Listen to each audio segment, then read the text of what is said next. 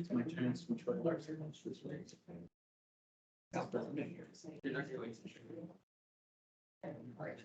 Okay, can we get a motion to go back into session, please?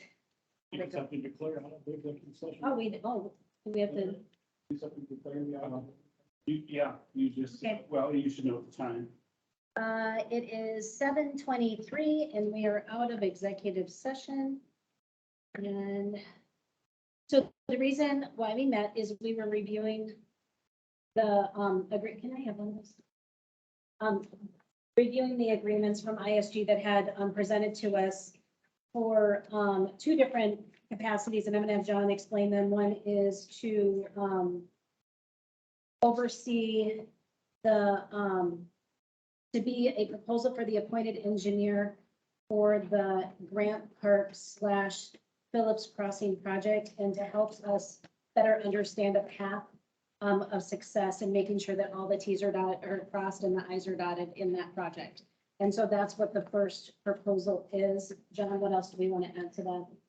Well, the subject matter for the contract on erosion control is just that. It's a professional service proposal for the Grant Park Phillips Crossing erosion.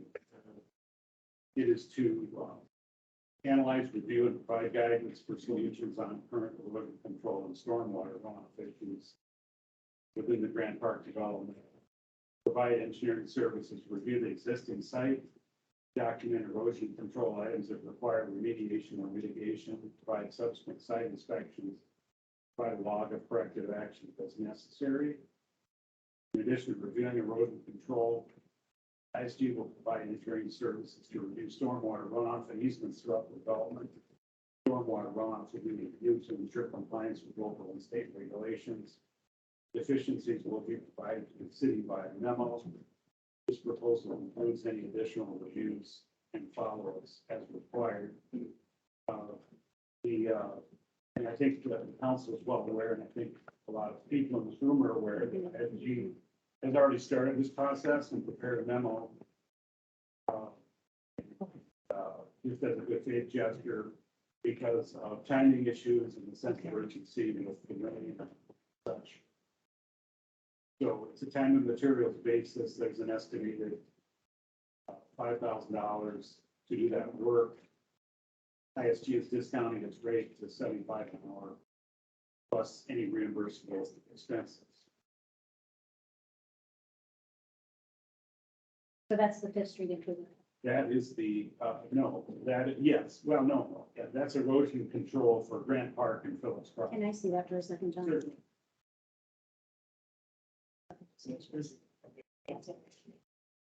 You guys, so you see that's what we're saying. Right, yeah. Okay, yeah. So, okay, we're good. I just want to make sure we're all on the same.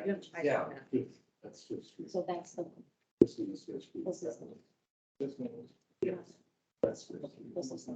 yeah, the link here one is. Yeah. I'll get you. I'll get you one so that we know. It's gotta be an extra one here.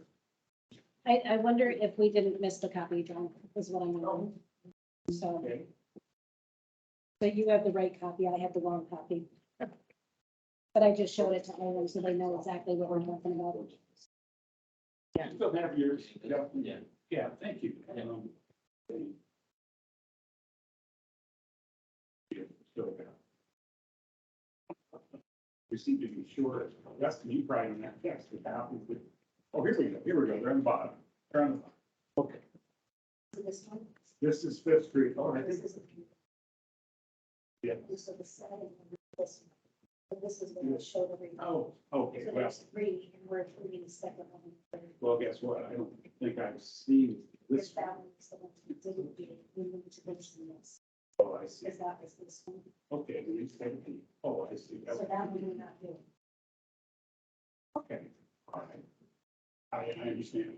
So just to clear up any confusion, the first agreement, which we didn't discuss at all, because I think the council's not ready to consider it yet, is whether to appoint ISG as the general municipal consulting engineer.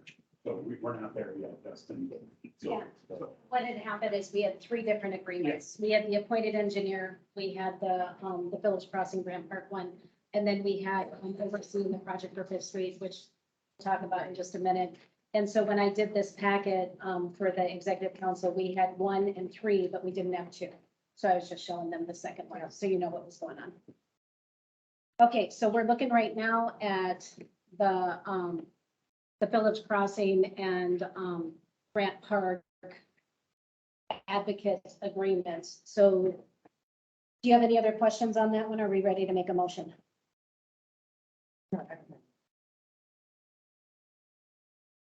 So I will need someone to make a motion to acknowledge acceptance of the agreement.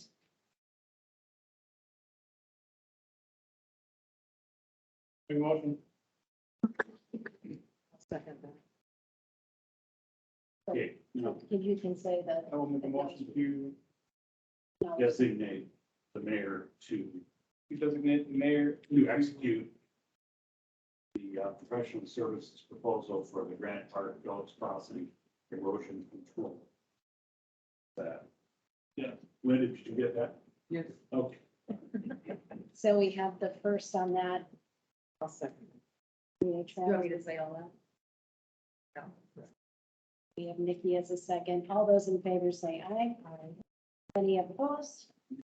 Then the motion passes, so we'll get that signed for you. We'll do multiple copies, the correct copy, and we'll get that to you. So the third agreement that we discussed accurately was the professional services proposal for the Fifth Street improvements. The nature of this was to engage ISG in a partner capacity to be able to scope the services and as far as that whole, remember when we talked about the process of a basic process of an engineering project? So the designing, the bidding, the construction administration of Fifth Street, and ISG would provide, different alternatives, walk us through the process. And so they outlined the different steps to that. The estimation of that project was around 39 to 40,000, depending on construction administration might be a variable in that agreement, but the rest of them look pretty solid as far as what that is. And so, John, is there anything else you want to add about that? You've done a good job. It's a turnkey Mhm. scope of services, everything from land surveying, to civil engineering, for drainage analysis, of existing conditions, taking into account vertical and horizontal site distances, roadway width, pavement selection, curb and gutter, convey runoff by a curb and gutter by a storm sewer, including preparing construction bidding documents, bidding the process, lining up a contractor, and doing construction administration and a construction survey for plans and specs. So I guess that's maybe just a more detailed way of saying what you already said. So then, what we would need then in order to be able to engage in those services with ISG is we need someone to make a motion to, grant, someone to acknowledge the acceptance of this agreement. So that's what we'd be looking to do next. What does this do with the existing quotes we've already had for that when that was that null and void? The only quote that we have for Fifth Street was a straight paving with no additional services whatsoever. You're saying scrap that, do a more comprehensive analysis of the project as a whole. Because we didn't have that. That's a good question, though. Yeah, we have to address easements to encompass sidewalks, setbacks, right of way.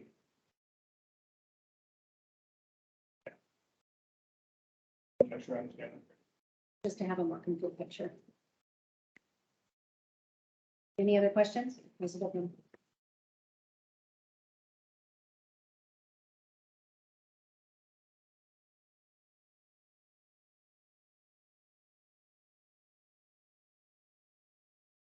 Just waiting on a motion, unless you guys have questions.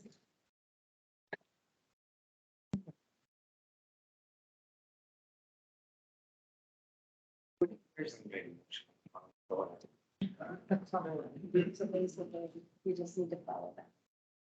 I'd like to make a motion to the acknowledgement of acceptance for ISG, for Mayor McIsaac to sign this today, August 9th, 2022.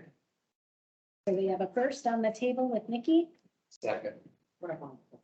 and we have a second with Ryan. All those in favor say aye. Any opposed? Motion passes. We'll go ahead and get that approved for you, Justin, okay? And then, if I remember correctly, once they're signed and attested, then we can make those publicly available, right? Yeah. Okay, so they'll be publicly available for you to review after that. And so, okay, thank you for letting me rearrange this agenda so we can do that. So now what we're going to do is in old business still, we're going to get an update on Phillips Crossing and Grant Park Capital erosion control. I'm going to defer to Ed on that just to give us some highlights.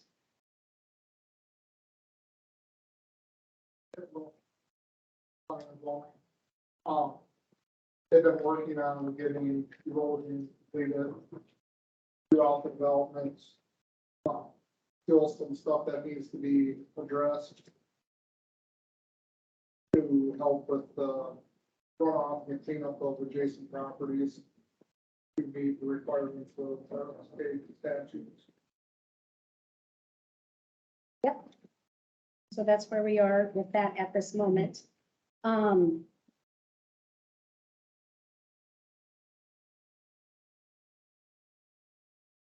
Just a second here, I'm just checking.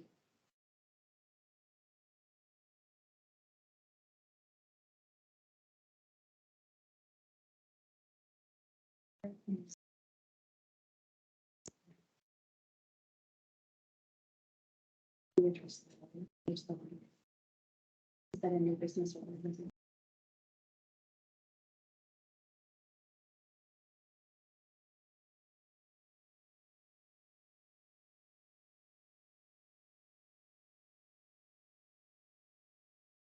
John, Yes. do we want to discuss that letter now or after we do an update on the second one? Certainly up to you. Since they're kind of together, right? It's, Okay, it's relevant, it's part of the process, and then Right. you have to, okay. Ed, why don't you give us, or wait a minute, Fifth Street's different. So now that we're on Grant Park Crossing and Grant Park Capital, another update is you had said we had sent a letter. Yeah, And so we had sent a letter, and I imagine this is why Mr. Hefty is here to address that letter of, we had sent I thought it was in here, that's why I was looking.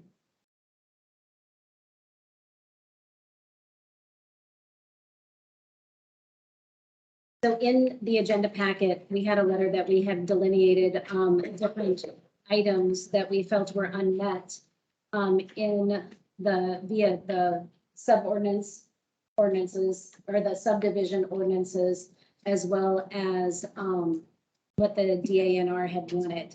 And so, John, should I go ahead and put that on the screen? So we can- Sure. Okay. sure.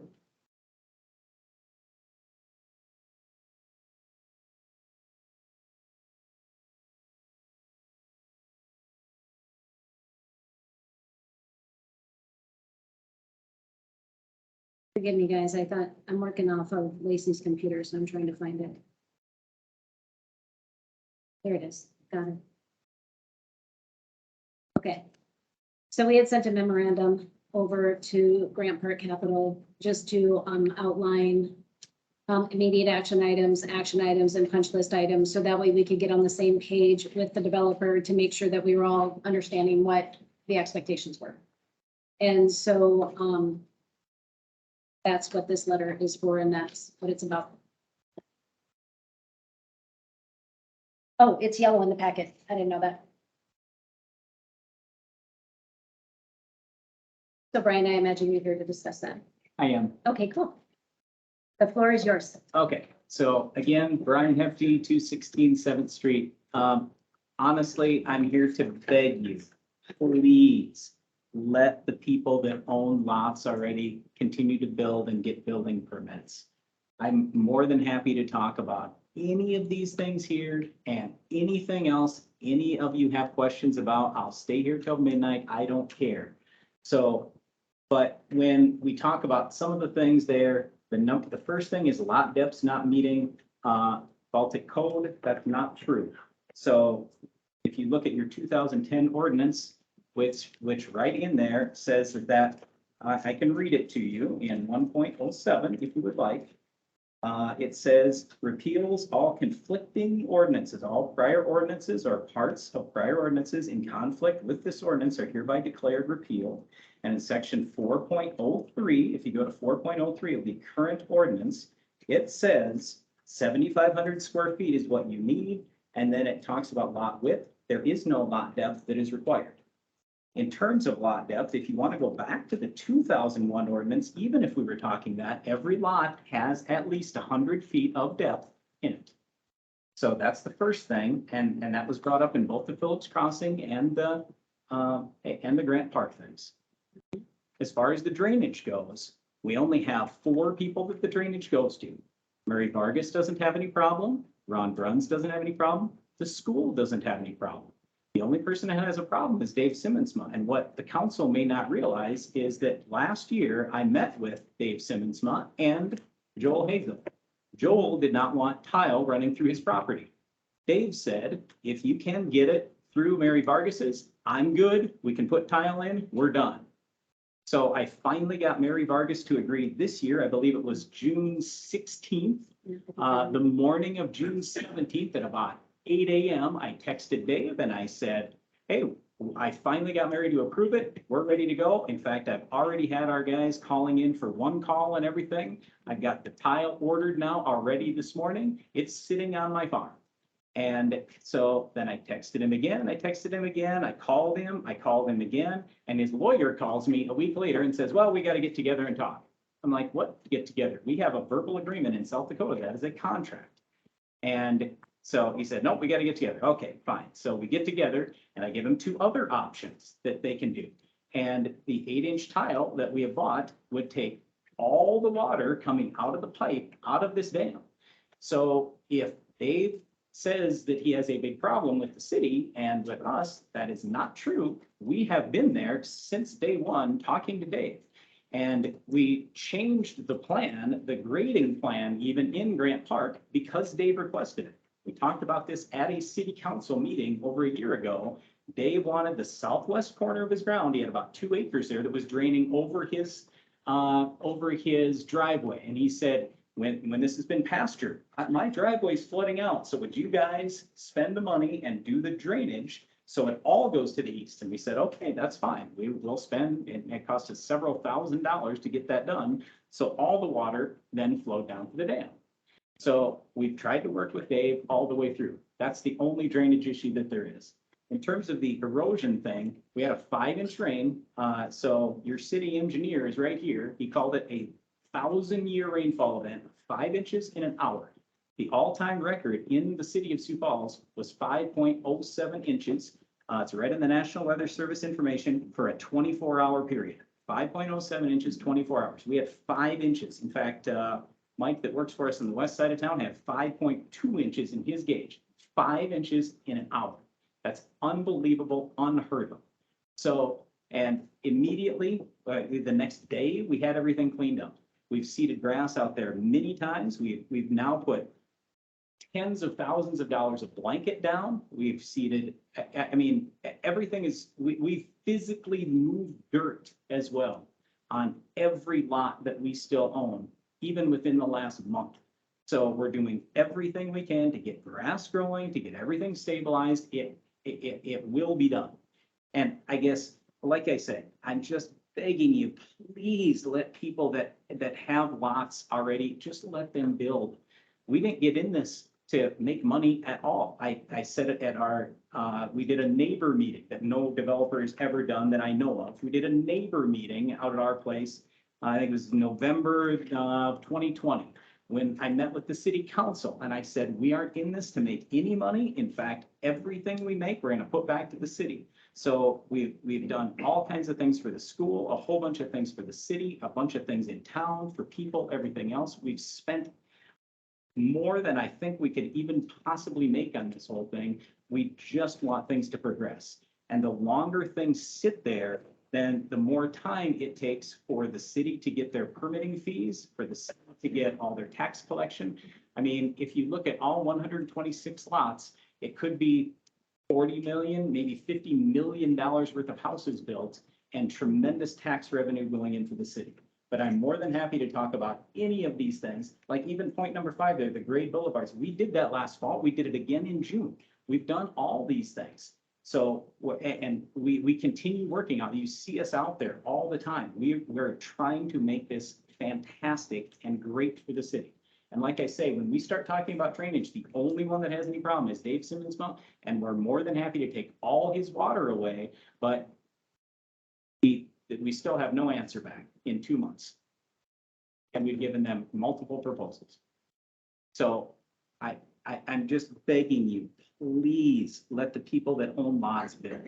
And I'm happy to answer any of your questions, anything you would like to talk about.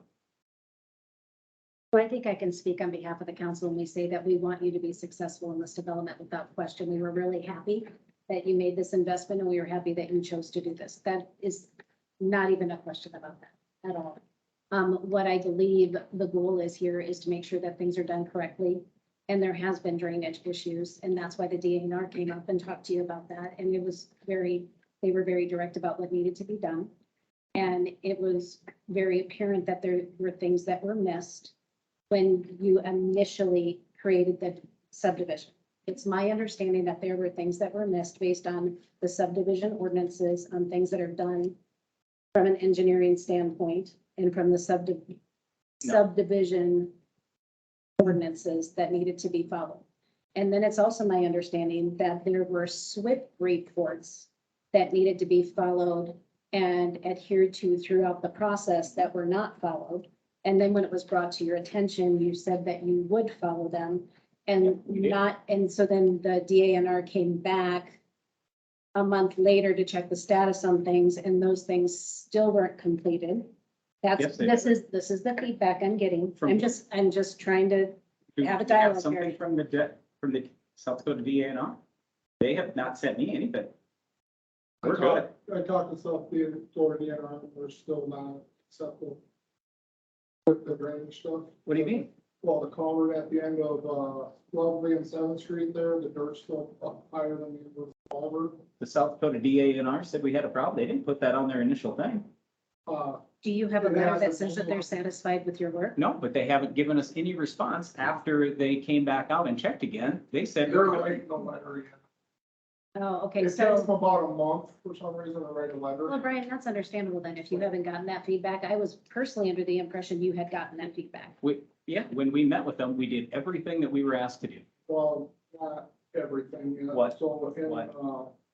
I don't have it printed out, but in the, I got the initial reports. I actually sent them to you. I don't know. No.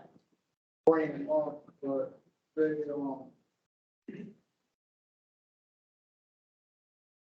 it's from,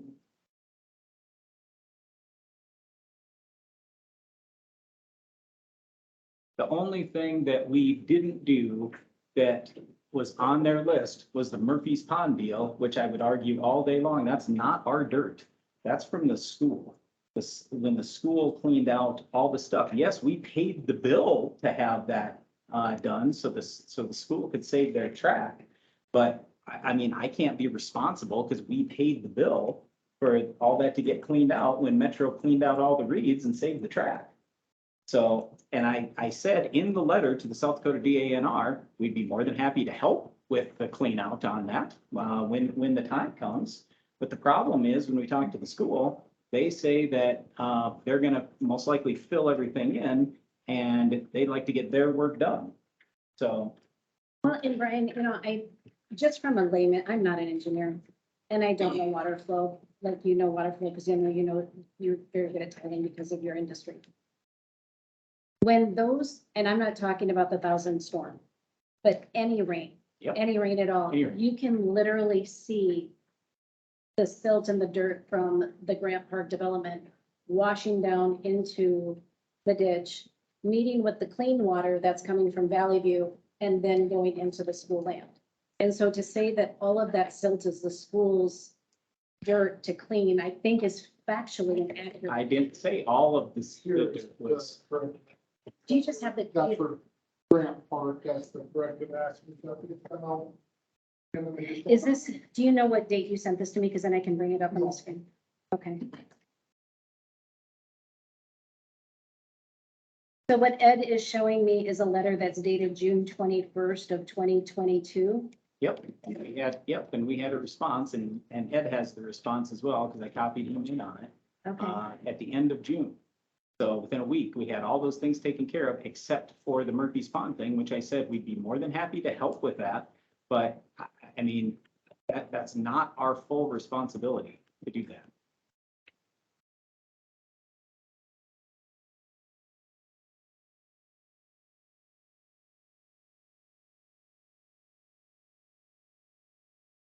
So the South Dakota DANR, by the way, has been out 3 times. Someone else called them. I don't know who it was, but they came out this spring, or it was very early this spring. They had no issues. The second time they came out, and Ed was there, then yes, they had corrective actions for us to take, which we took immediately. Who said they didn't have no issues the first time? We never got any letter. Never got any That's feedback because later. They didn't send out a letter because they hadn't sent it out when they came the second time, so it was all included in one, but they were there with Mike Windland on site. Yep. And she informed me before she came out the second time, that's why the lady from here came, was that she informed him that they needed to take action immediately and nothing had been done yet, and that's why the Kelly Blake from here came the second time. Well, if we were supposed to take action, then how come I never knew anything about it? Nobody ever said anything to me. I never got any letter, nothing. So That's- when they that's meet not on true. site with your representative, No. as soon as they tell them they have to do something, that is the notice. And then it takes them a month to send a letter out, Yep. and you get X amount of days to respond and whatnot. Yes, So the first letter never got sent because the second inspection came before that one got sent, so they didn't send that one, they just sent the second letter out for the second. it was a long time between the two, but whatever. I mean, we took the corrective action and did it immediately. We're trying everything we can to get grass to grow there. And like I say, because we didn't have grass growing immediately, then we put down all this blanket. If you look at go look at any other development that is out there, and you look at the percent of blanket we have over our property, it's tremendous. We will have stuff done. I mean, I don't know what to tell. I don't disagree that you made an effort once the DNR came, but the lot did remain untreated for quite some time. The whole development was untreated No, for it did quite not. some time. It was Right. absolutely, that is That not if- true. Well, That is then there not would be true. grass on it because it's been a year. Yep, we seeded grass last fall. I can't Mhm. help it. We had the windiest spring ever. We had a bunch of stuff killed from sandblasting. We were out there, I think it was graduation day, seeding everything. Mhm. So, I gotta say something.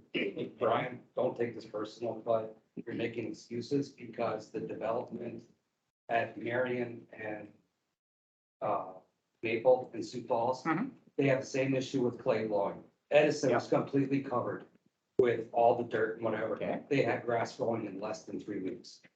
Okay, all I'm hearing is excuses. Did they hydro seed? Is that when they got their They grass? planted to seed, they didn't hydro seed. Because all of a sudden, in like 2 weeks in clay, they had rows of grass growing. It might not have been the best grass, but it was still something.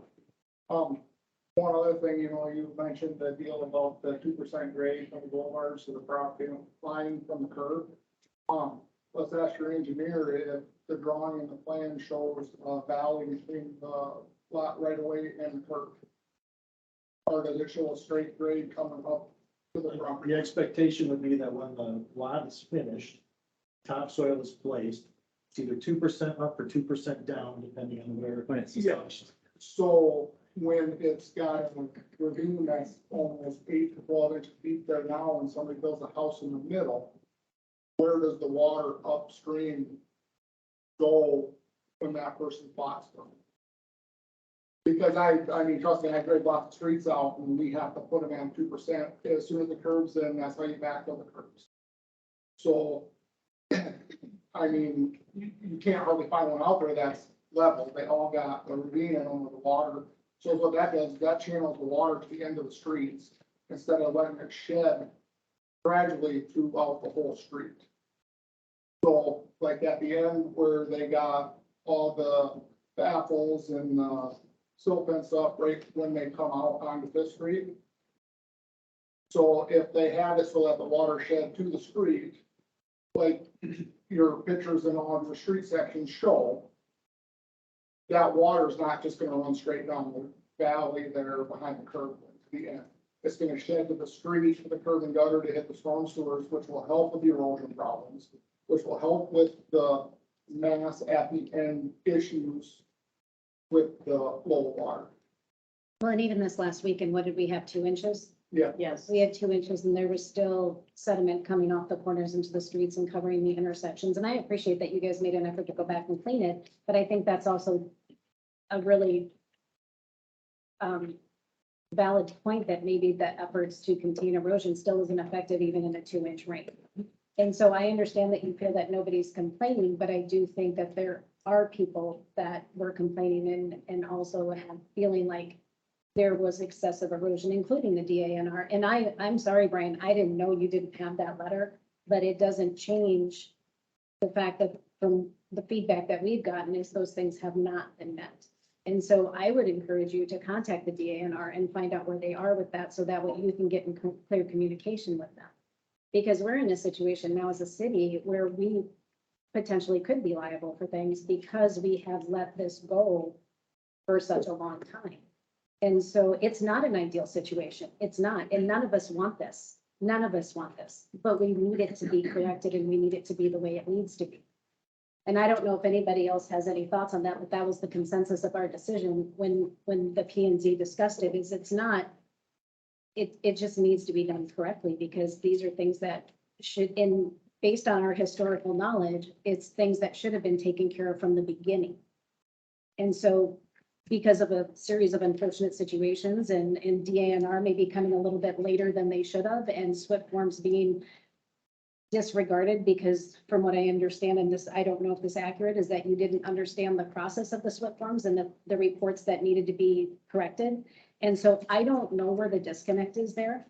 And none of us want this to happen. We just want to find a solution. So we figured that the P and Z made the recommendation that we give you a very definite list of what it is that we feel is not being met, so that way you knew where we were coming from, so that way we could get to a solution. And as a city, we have very little, we have tools in our toolbox to be able to negotiate this, but we feel that we've also been very amicable in trying to give you the opportunity to make things right and to make sure that things are going the way they're supposed to go.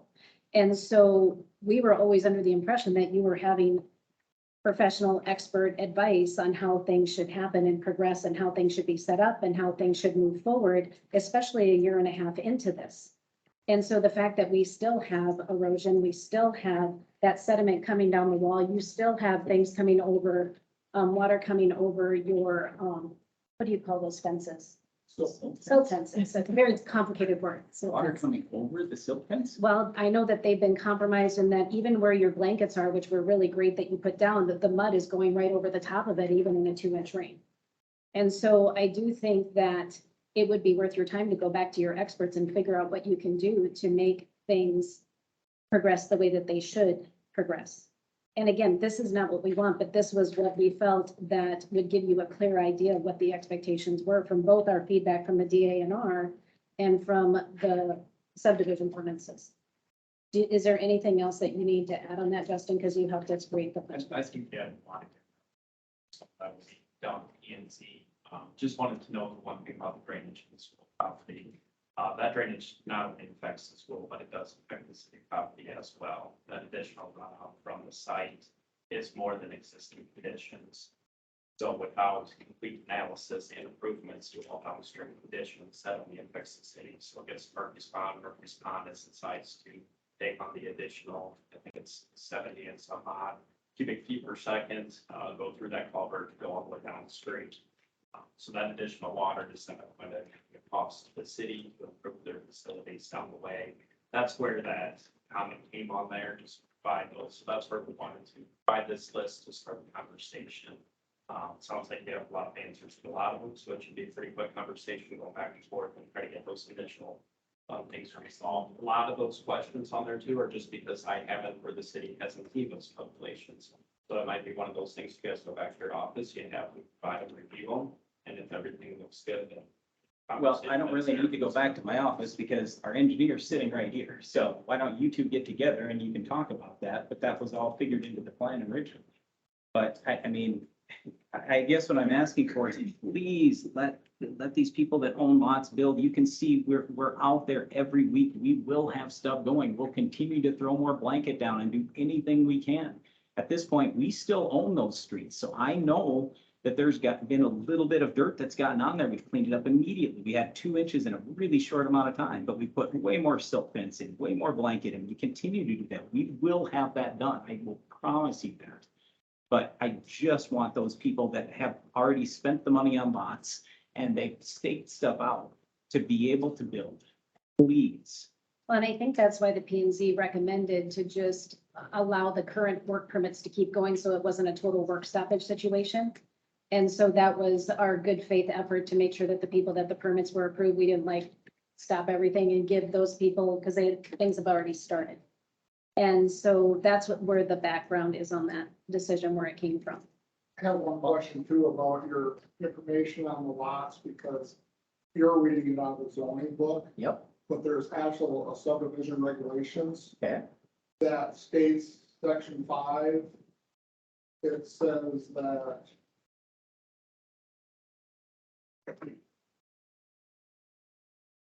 I won't put a screen, so let's scroll through. That was the 2010 subdivision No, ordinance. he's going back to the Oh, 2001. Yeah, that's the only subdivision regulation there is, Right, is 2000, last time it was revised. correct. So, but the subdivision regulations goes above and beyond this also, because that's for explicit subdivision regulations. And it says that lots, section number 5 says, minimum depth of lot shall be 100 feet. The size, shape, and configuration shall be as the planning commission deems appropriate. Yeah, no, All lots shall front a public street for a minimum distance of 66 feet. So, but when it says 100-foot in depth, that is measured from the setback. So you can't build a house on a 3rd street and measure from the side and say your house 25 feet back. It has to be from the shortest point of the lot in a straight line, 25 feet back. And the reason it's set at 100 foot is because you have a 25 foot in the front, 25 foot in the rear setback, which allows a person 50 foot to build a house.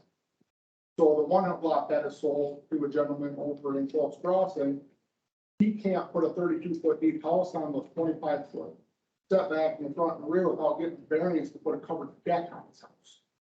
Because he doesn't have 50 foot of building space. but there's nothing saying you have to have 50 feet of building space. It And actually this right, does. It says- and this right here says all conflicting ordinances, that eliminates that. Okay, so the subdivision ordinance isn't the zoning, it's the subdivision. Well, it's actually a But- regulation. I mean, you're raising a legal interpretive question. And we're not gonna resolve it here. Generally speaking, the more specific treatment of a topic in whether it's laws or contracts controls over the more general. So if you want to take that issue up, maybe Rob and I can talk about it, but that's not a slam dunk. Subdivision regulations are very specific and they govern a subdivision and how it's laid out and platted. And so, And it also says in the subdivision regulations under enforcement that if all of them regulations are not met, as well as it says and city council approval, the lots are not valid. So all the lots that are being built on until all the regulations in that subdivision regulation are met, they're technically not valid lots.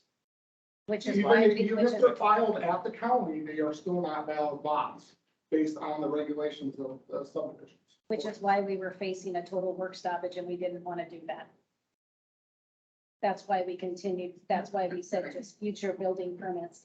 And the thing is we're not trying to hold you up, Brian. We're just trying to get to the solution. And so we articulated our concerns and we want to work through them with you. And just for, transparency, they did reach out to have a meeting with us. We're trying to find a meeting time that works for everybody. And so we're hoping to do that this week. So that way we can get that done and get this stuff hashed out. Does Friday work for you guys? Okay. And so if we need to do it on a video call, we can do that because I think it's a matter of us in proximity and making sure we can all get together. So if that's something we have to do, it's not that we don't want to talk. We're happy to talk. And then like you said, it sounds like there's some things where we just have gaps of information. So if we can knock those off the list and get that taken care of, then we're just faster to the solution. Because that's what we all want, right? We all want the solution. Well, there's one guy who hasn't been given a building permit for almost a month now. And this letter just went to my lawyer. I didn't even get it directly at the end of last week. And it's been a month and he's got stuff staked out. He's ready to go. Can you please just approve the one? He would appreciate it so much. Did he submit a building permit? Yes, almost a month ago. It's block 1, lot 12. I don't remember even what his name is off the top of my head. I can find out for you.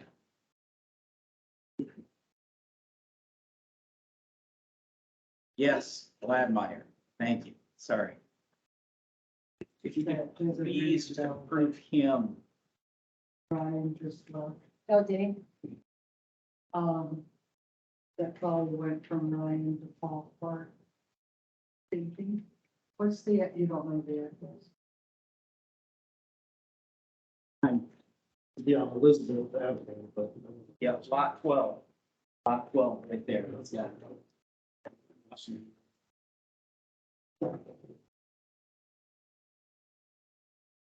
Right, the short answer is that we have a bottleneck on our internal processes, of course, we're concerned. Okay. What are the dimensions on that lot? That Would lot that is be right, an issue? it's right next to the lot that's deemed as not being. That one's not. Yeah, so lot 12 isn't a problem.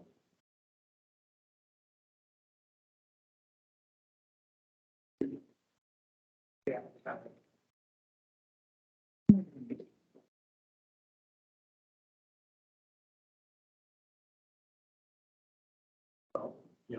Yeah, It's like 6 4 inches. it's 14 was the way up.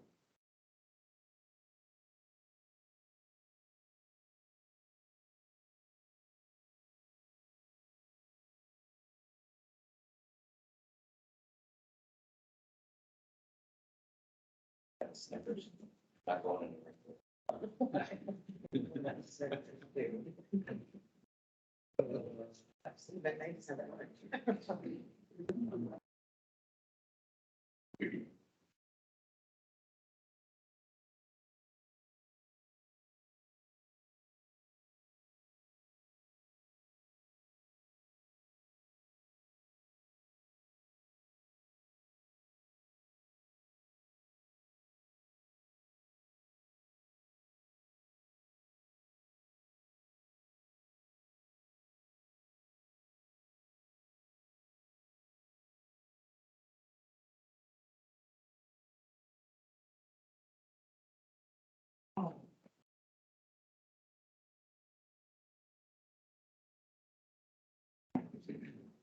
Well, yeah, I understand. Say, if you don't mind my asking, what, do you know who the developer is on that stuff you're talking about by Marion Road? Maybe I'll talk I to think some it's- other graphs. I think it's signature, Signature? I think. Where did you say it was? Signature. Marion and, it is signature, I believe. Marion and, Maple, Maple? Okay. the southwest corner. Got it.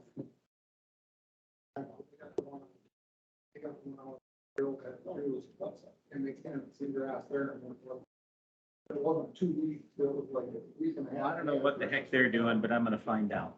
Yeah, Well, I know I bought it. I'd like some of that grass seed. Well, Yeah. I bought it, because I have a spot, Yeah. I put skid loader down there. Yeah. I had grass in 7 days.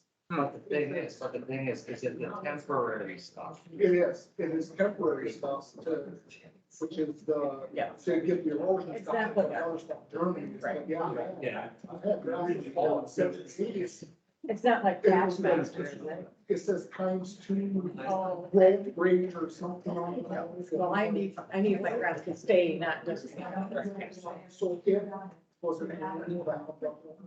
Oh, Ran with a bluegrass or whatever that's with it. In the winter, yeah. It takes time. Yeah, 21 days to turn it. We built on Sixth Street 6 years ago.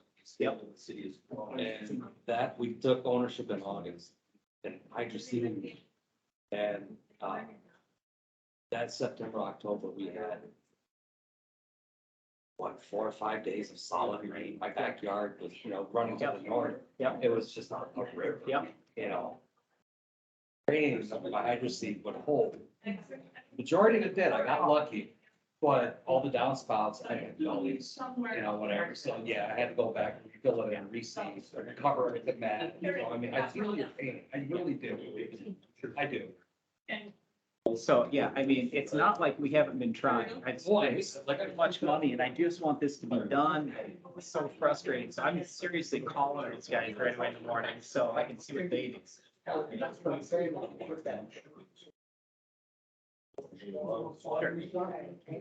Yeah. And it's going to save all the percentage. That's what. So limiting. I agree. Yeah. So that works too, but you can't have a higher side. It was in the. Okay. Yeah. All right, you guys, let's come back. I did my due diligence. Thank you, Brian, for allowing us the opportunity to research that. We did find the building permit. It looks like it was submitted July 19th. Does that sound right?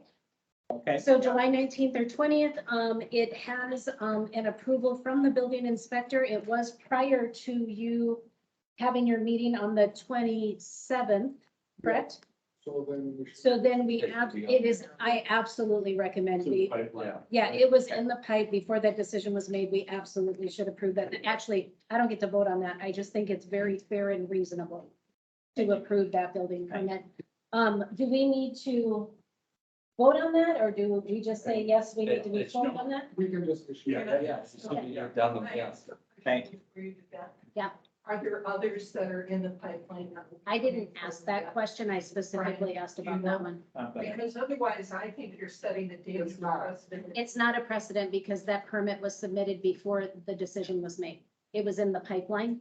But not approved, and look at your. I don't believe that there was anything else that was in there. It was actually approved before the meeting. And so it got caught in the bottleneck, that's why I said if there's something there, I'm happy to look at it. So it was approved before the decision, so, Lost in the shuffle. And you don't have to have more for nothing.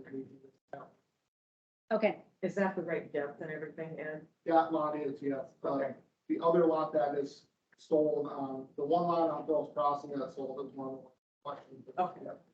Okay. And they haven't applied for a building. Okay, perfect, thank you. right, that is correct. We'll take care of it tomorrow, Brian. Thank you. Absolutely. Are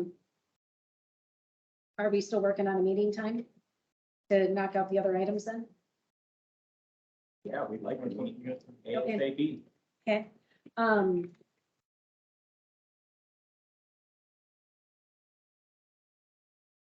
Justin, you, me, Ed, you.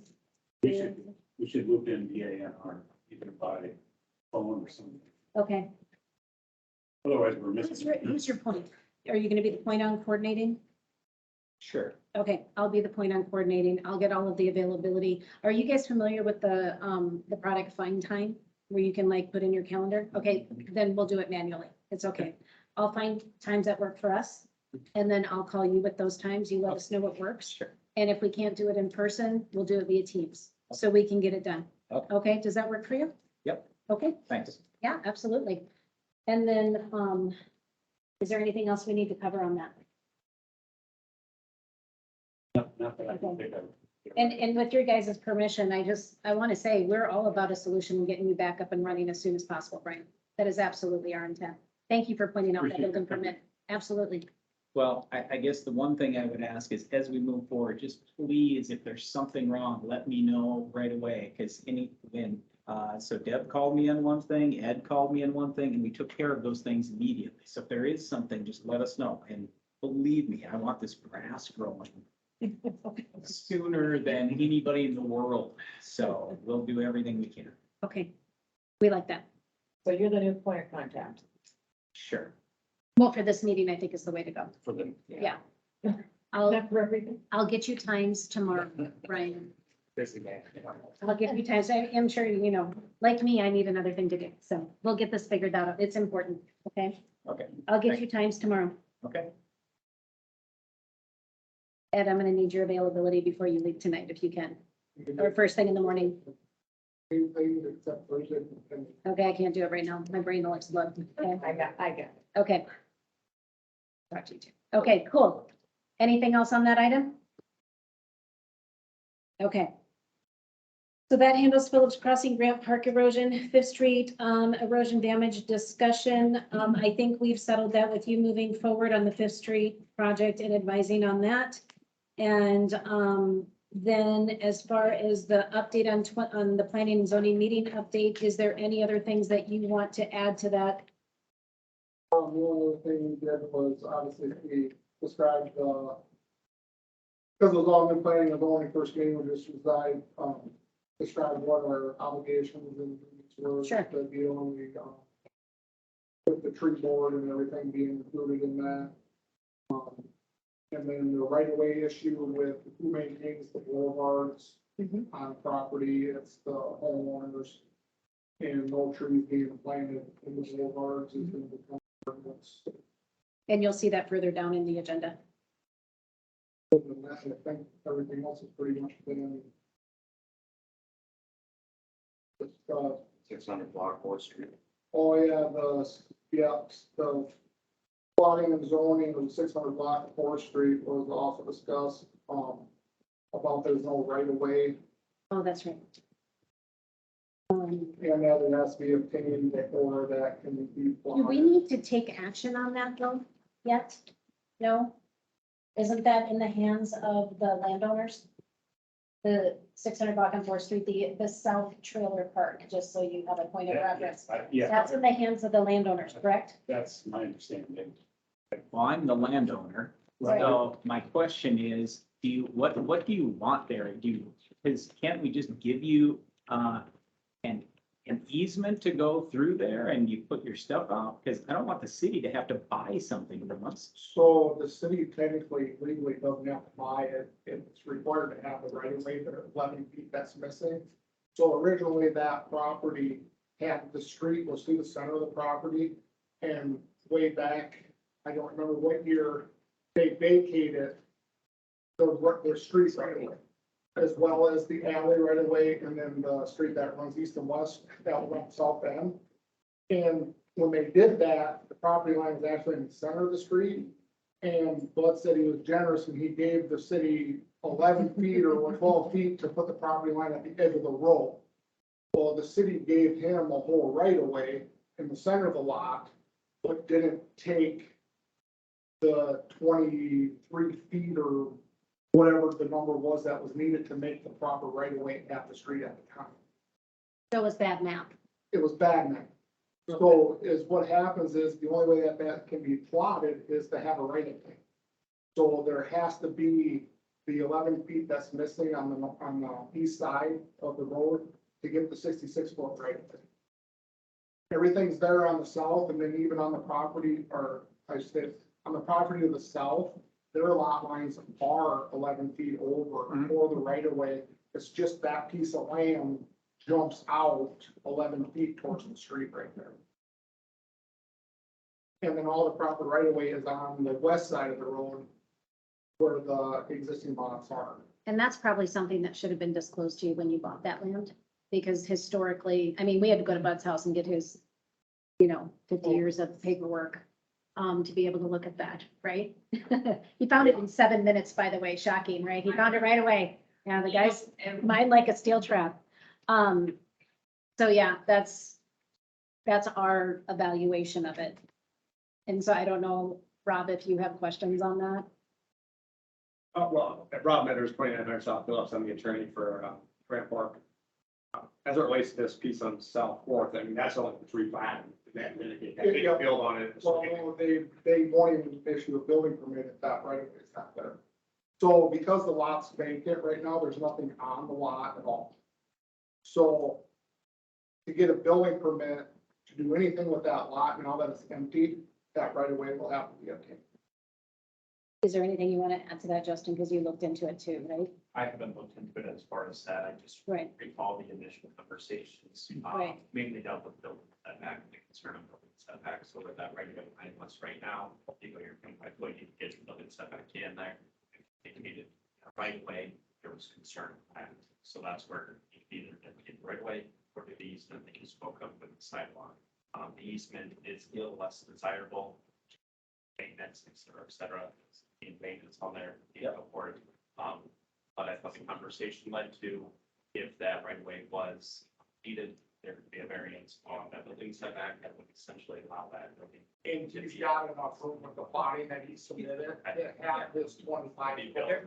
Yeah, I don't think there's really an issue with where the building wants to go. And so this is sold to Mark. He's got contract deed, so I really want nothing to do with it. So it's sad that I have contract deed. Otherwise, I wish it was not my deal. But you may have already markedly got your title to the property Yep. as described, and so Yep. that's the issue where I'll just be transparent. I reviewed that and I reviewed some of the file materials from Bud, and I thought, this is something that Mr. Hefty and Mr. Tomrance need to work out with feedback from Ed and Justin, frankly. Yeah. So. So, yeah, I mean, I don't really care, but Mark seems to care from what he expressed to me. And so that's why I just said, well, can't there just be an easement or something if you still want to, I don't know. So anyway, okay, so we'll have to get together on that one too, I guess. All right. Bunch of kumbaya. Yeah. Okay. And then the only other thing that was discussed was the concerns of residents that have purchased houses that have rain gutters and they have erosion happening on their property, whose responsibility it is to take care of that. And it was determined that it's the, Oh, yeah. yeah, Okay. and it's determined that it's the homeowners, once they purchase the house, it's their responsibility to take care of their erosion control, fill their ruts in from the rain gutters and run off across their property. Brian, that wasn't on yours, just so you know. You were, I actually. you're absolved of that one. First thing. You were absolved of that. I wasn't laughing at you, I was laughing at you. So I actually wrote the same thing. That wasn't your development. Yeah, that was in there. Neither is mine. Okay, so that everything for planning and zoning? Perfect. Okay, what we're gonna try to do is have the city council meeting 1 week, and then in the second week after do planning and zoning, 2 weeks, so you'll always see planning and zoning 2 weeks after city council. So that way you'll see a Tuesday and then a Wednesday, and we're gonna just kind of shoot for that as a schedule. I think we've marked them in the calendar so you guys can plan ahead. If there's something that you wanna, plan your vacations around, then you can do that. So we put that in the calendar. If you don't mind my asking, is there anything else that you need me for? Any other things that we have issues with? As much as you want to stay the whole meeting, you'd like to be excused. Huh? Yeah, Let me that do will it be quickly. town I don't tomorrow, think. so. Business. I don't see anything else. Oh. Is there anything else that you guys see on the agenda that could possibly overlap with Grant Park, Phillips Crossing, or Brian Hefty? Yeah, Yeah. your dance card is free. All right, well, I appreciate it. Thank you for your time. Yep. Thank you very much. Thank you. Hey, Rob, nice meeting you. Bye, Pat. Okay. Maintenance assistant position. So now we're doing an update on the maintenance assistant position. We have great news. We have a candidate. Whoop, whoop. So we have a gentleman and he has a CDL. He has 12 years of building inspector experience. He has 12 years of code enforcement experience. He's assisted with public works with various projects included to, but not limited to, snow removal, mowing, facilities maintenance. He was a safety coordinator for 12 years. He is looking in the same range as we've had salary for this position, which is 25 an hour. More than likely, as we have in other positions, when they complete all their certifications and everything that we need, that we usually do a little bit of bump on there. We're looking, I'm sorry. I'm sorry. Linda needs to go home. She's been here since 8. I'm trying to whip through it. Okay, what part do I need to repeat? I heard it all. Okay, so, generally speaking, experienced gentleman, 12 years of experience, looking for $25 an hour to start. A couple of bumps after, once he gets his, certifications done. He does get 3 weeks vacation. I'd like to offer a lateral move in this work environment. Are we allowed to say his name yet? Or are we still waiting? Okay, his name, I can't say the last name, Ben Bruce is his name. And so I would like to make the recommendation that Ben Bruce becomes our maintenance assistant for the city of Baltic beginning Monday. Really? So. All those, I need a motion, I right? think we heard the motion made on the floor. That was the whoop whoop. So I need, You need a motion. Okay, oh, okay, yeah, yeah. we have references, interviewed, Okay. everything. You have done references, interviewed, and et cetera, et cetera. Yep. You'd be satisfied. Oh, And advertise the post, right? No, we've Yeah. advertised for weeks and we've reviewed several resumes. advertised before May. Yeah, it's been posted for a long, long time. And so with these qualifications, we felt very comfortable that this would be a good fit for our city long-term. And so I need someone to make a motion. Here's my notes, so if you need to How old refer is to he? How old guys? we can't ask, that is not a question we can discuss. No, no, we don't discuss that. Yeah. No pronouns either. Yeah. Any- no, I need someone to make a motion. I say if Ryan thinks he's a good fit, then I'll make a motion. Okay, I need you to make, do we have to do it at the We have to say all this. I would. Okay. Yeah. Yeah, I'll make a motion to approve, Ben Bruce at $25 an hour, starting with 3 weeks vacation. Okay, Starting on Monday. Starting on Monday. Assistant. maintenance assistant starting on Monday. I'll second that. We have a second, so let me just get on there. We have Travis. And then we have Nikki. All those in favor? Any opposed? Motion passes. You got some help, Brian. Just in time. Yeah, so now the list comes, right? Yes. Okay.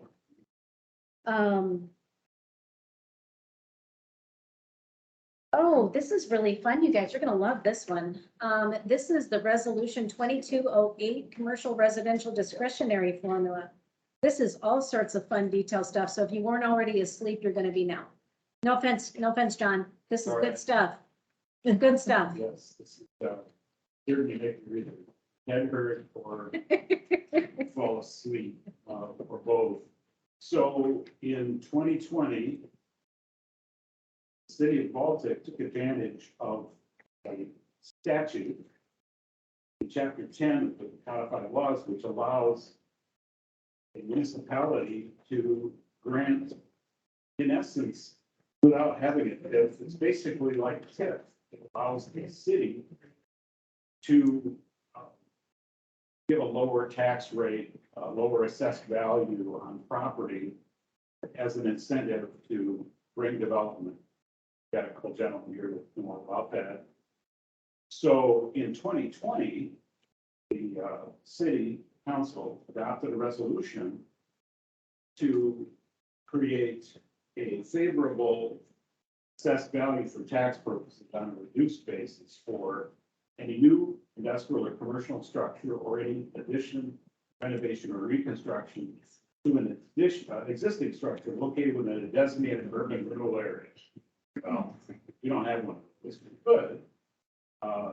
It has a full true value of 30,000 or more. Number 4, any new commercial structure or any addition to an existing structure except a commercial residential structure as described in subdivision 5, with the new structure at full and true value of 30,000 or more.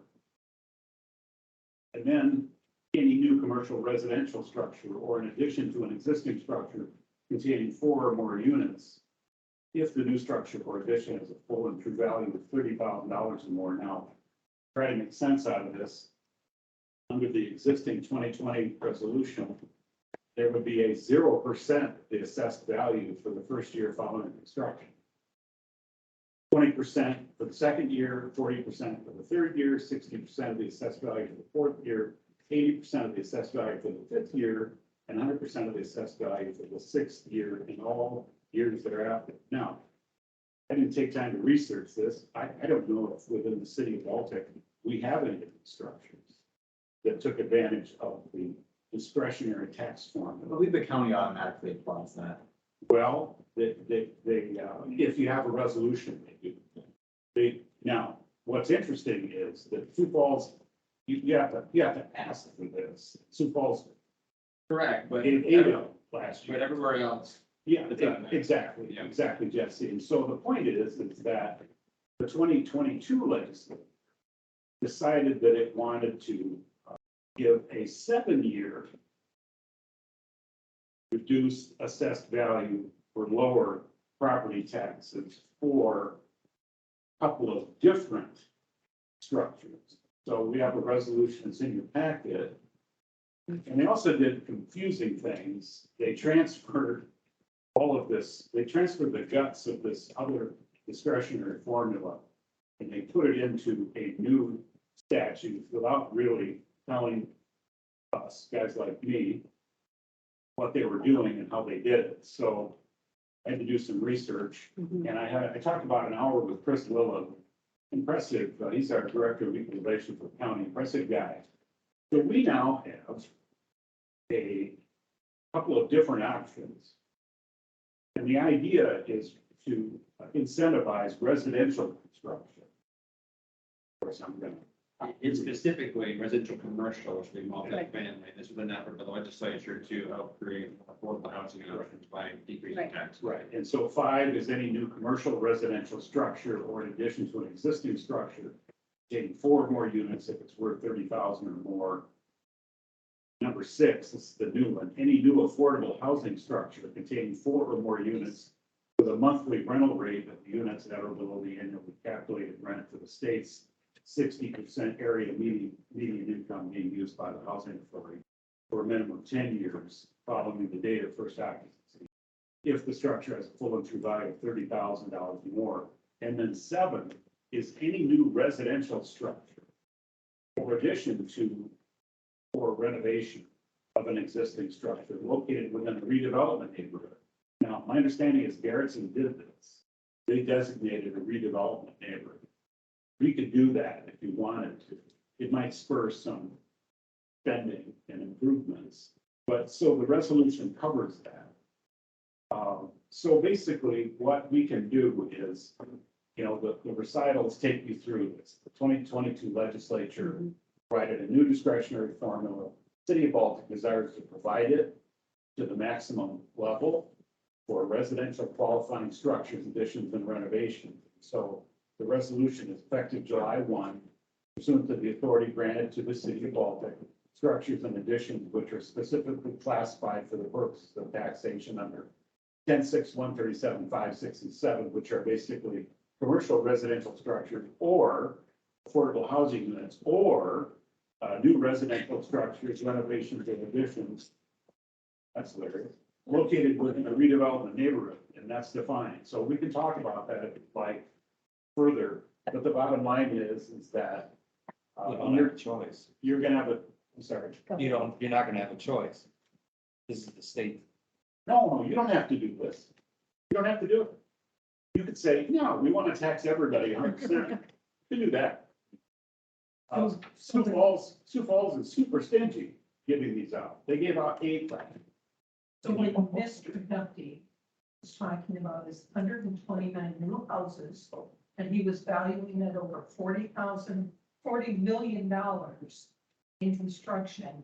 If we sign off on this, we will not be seeing 100% of No, that it doesn't for affect it. 7 years. No, it doesn't affect it. Yep, I'm misinterpreting. Because it's multi-unit housing. See, the idea is, and it's, the idea is to incentivize commercial residential, affordable housing and blighted areas, the city defines as blighted. Those 3 categories get a lower assessed value. Hefty doesn't get any benefit. Zero. So right now, then the only thing on my radar that comes would be possibly the Habitat for Humanity house Yes. that's being built on. Well, That's not no, commercial that's not a commercial residential structure. That's not. You're thinking, well, no, but you're thinking single was family not, but- dwelling. Single family dwelling does not include in this. If it's in a blighted area. Now, Oh, that, yeah. There's nothing to define. right, and the city, see, and that's what, This would count the fourplex and fiveplex that are going up on Fourth Street with the company that replot, I believe that's true. if they apply for it. If it, well, they're gonna get it. They're gonna get it. Yeah, the county, the director of equalization is gonna apply it automatically once we give him this resolution. And I have everything that you have. Mine just says residential structures. Well, Doesn't say multiple dwelling or. residential qualifying structure, Qualifying residential. and that's the key. That's the key. Thank Yeah, that's the key example. you. Oh, yeah, absolutely.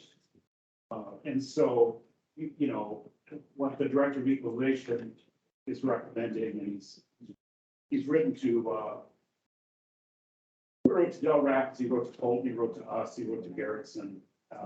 And so he's recommending first, second year, 25% of the assessed value, third year, 50%, fourth year, 50%, and then 5 and 6 years, either 50 or 75% for year 5, or 60 or 75% of year 6. And then in the 7th year and thereafter, it's 100%. So it's kind of up to you you'll have to kind of pick one. And if you want to pass this tonight, you'll need to pick one of the two options in brackets in 5 and 6. I will answer any questions. The great thing about my job is I'm always forced to learn new stuff. You don't say. Guess from the economic development guys, what is your input?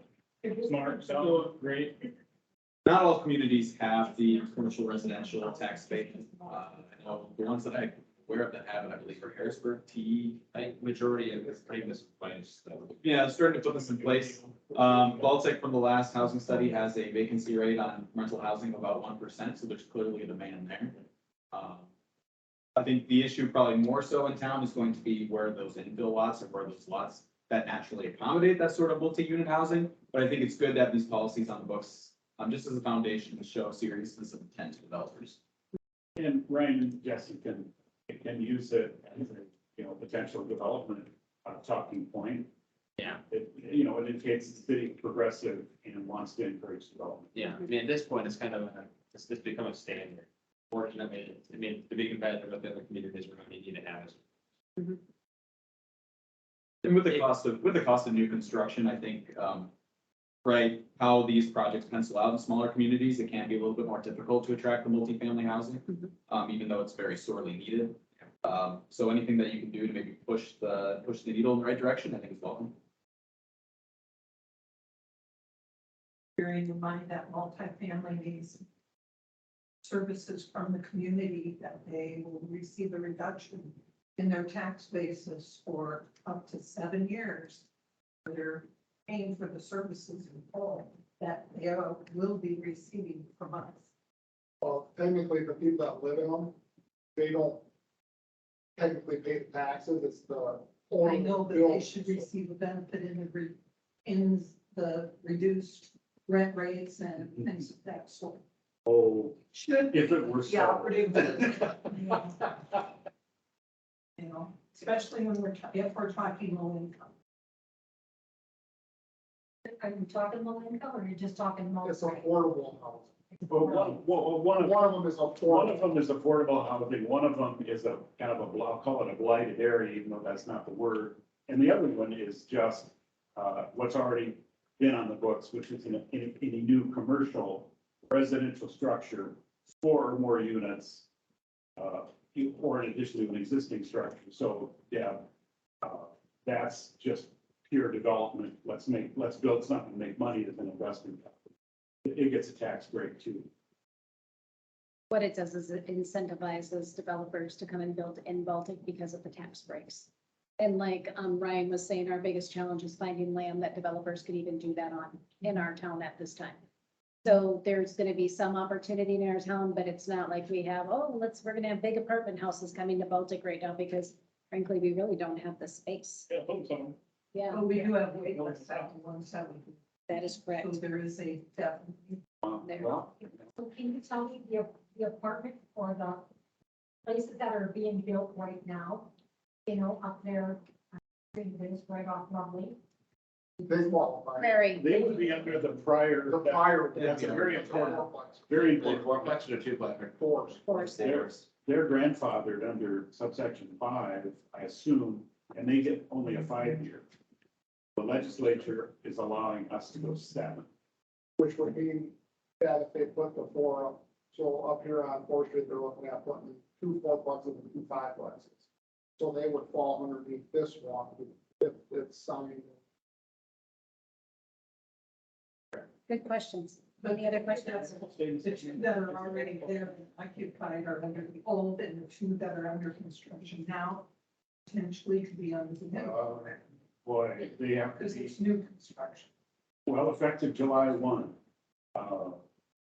We'd have to look. It depends on when it's assessed. I mean, they're already getting the 5-year benefit. It's already, Yeah. so it's just a question of 2 years. If it's extended for Yeah. the summer. Right. So basically, from what I understand, is there any other questions? So you say that they're already getting the benefit? There was a pre-existing In benefit. 2020. And so I think the city's already, and that's one of the recitals in the resolution, is the city's already done this. It's not really much different than this. Yeah, it's It's just 20, 2 40, years. 60, 80, 100% over the 35 years. Where this is 25, 25, 50, 50, and then we have to decide, and then 100. It's extending it out by a Yeah. couple of years. Same thing, just different. Any other questions on this?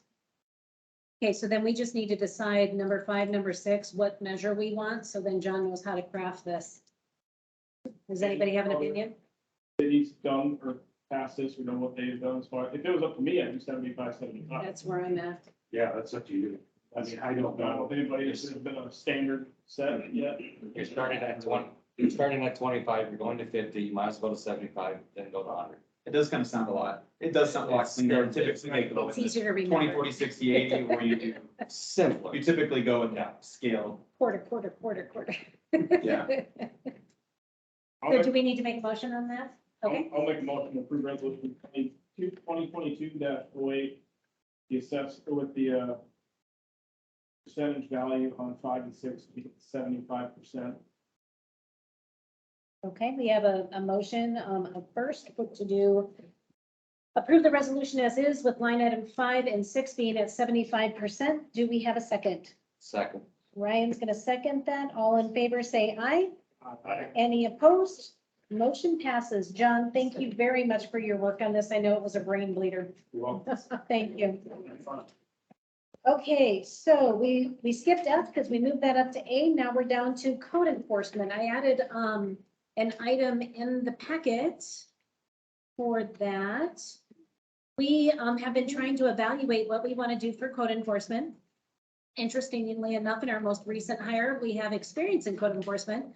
So this is more of a philosophical discussion of what the city wants to do, and we can vote on this tonight or not vote on this tonight. And so basically, there is actually a business out of Burke, South Dakota, where their business is code enforcement. So they're not even local. No, they're not local. But they have 4 employees. They do this for 59 different cities across South Dakota, specifically focused on code enforcement.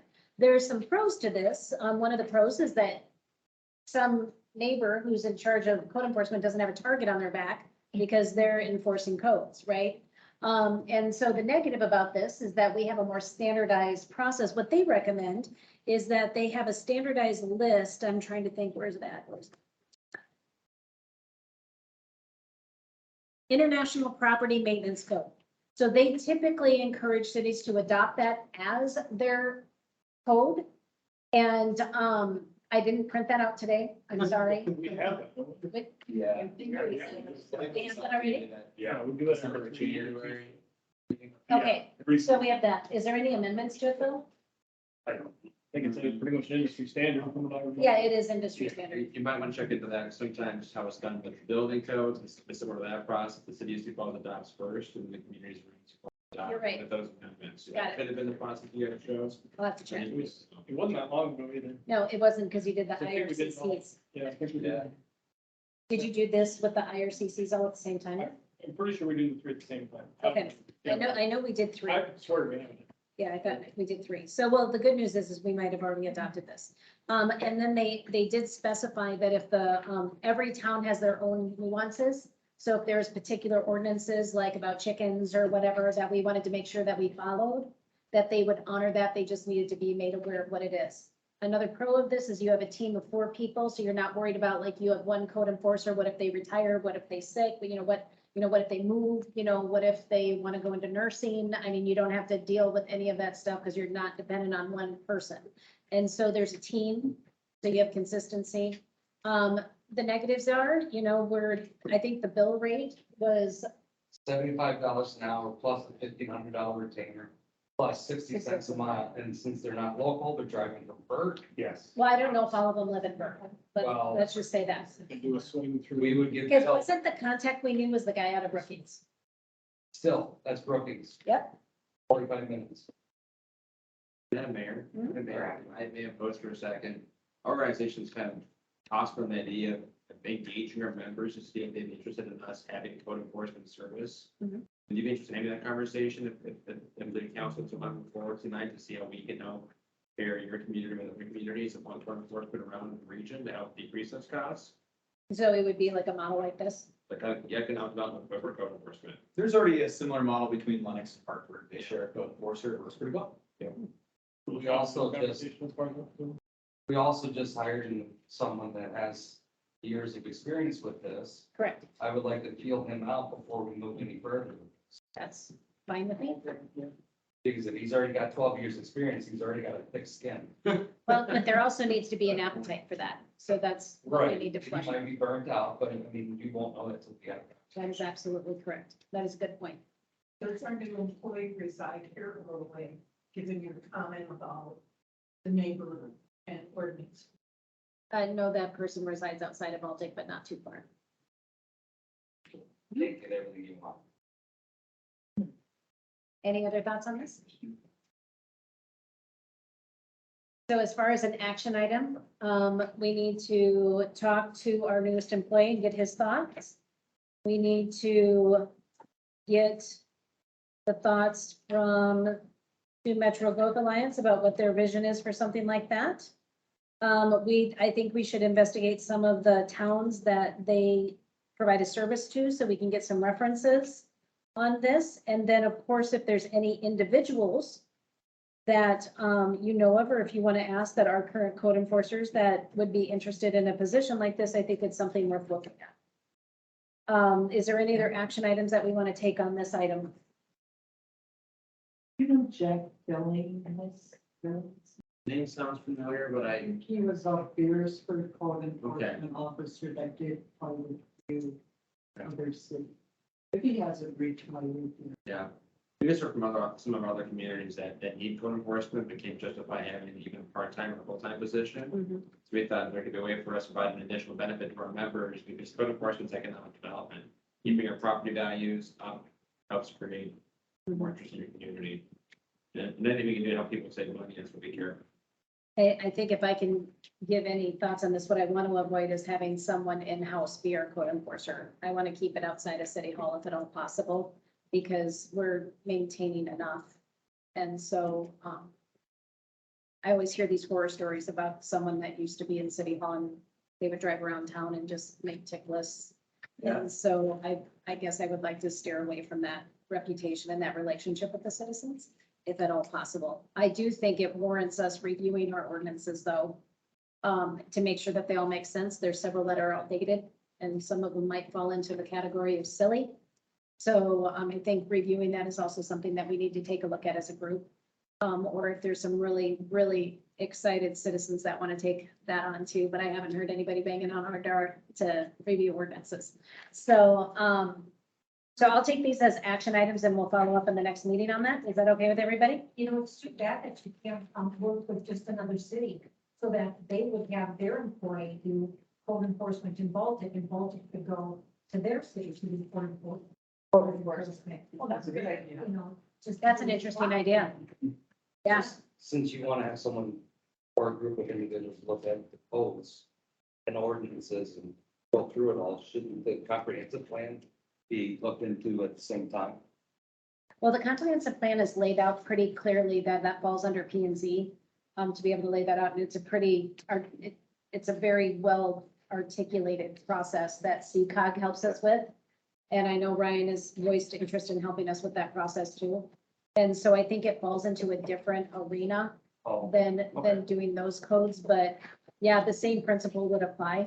You know, Okay. as far as, it'd be really great if we could get a group of people or at least highlight a section of ordinances periodically and just try to work through them as a community. Because people care about different things, right? So, like fireworks, which we'll be talking about in just a minute. You're so patient, Allison. Okay, on code enforcement, we're on to new business. Do you guys want to play rock, paper, scissors? Who's gonna go next on the agenda?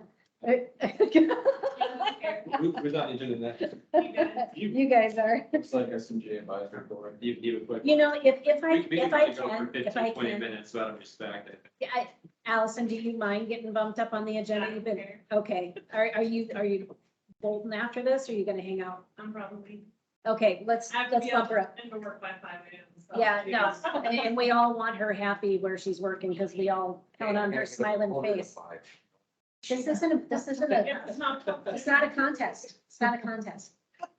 Okay, so we're gonna bump up firework permit for Dog Day celebration. If I recall correctly, we have a permit request. Do you want to go over the details with us or no? I mean, I can give you a little bit of detail. Fabulous. She was the one mainly in charge of it, Oh, so I have to run on last minute to perfect. we can take care of it. So us as a committee, we decided to, somebody approached us, I don't know the name right now, I'm pulling it up.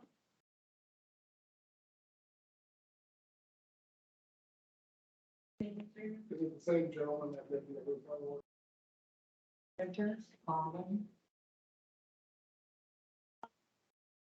It looks like backyard pyrotechnics. Yep. Yeah. Same gentleman.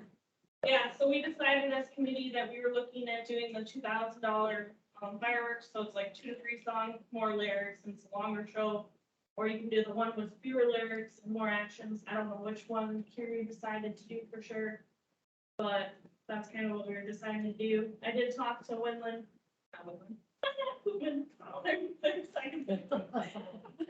But in case you guys were concerned about a fire or something, that he figures we can get a fire truck up there. I don't know where a good spot would be up there. I don't know. Curious, talk to anybody about it. You talking about Baltic Heights? Yes. Because you're As long as Mr. Goodman is okay with your location, I think we'll Yeah. be okay with it. yeah. But I don't know if we're doing it before or after the movie yet. Sounds like before. It's for Friday night. Yeah. Movie in the park. That's about all I got.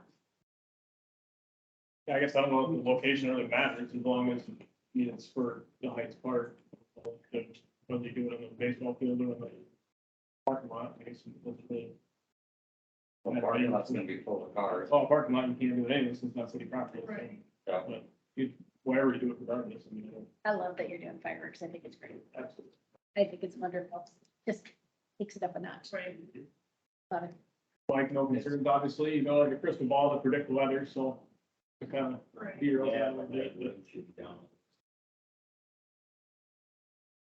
With it being a city event, and if you turn into issue or waiving the deposit, you know, that's well.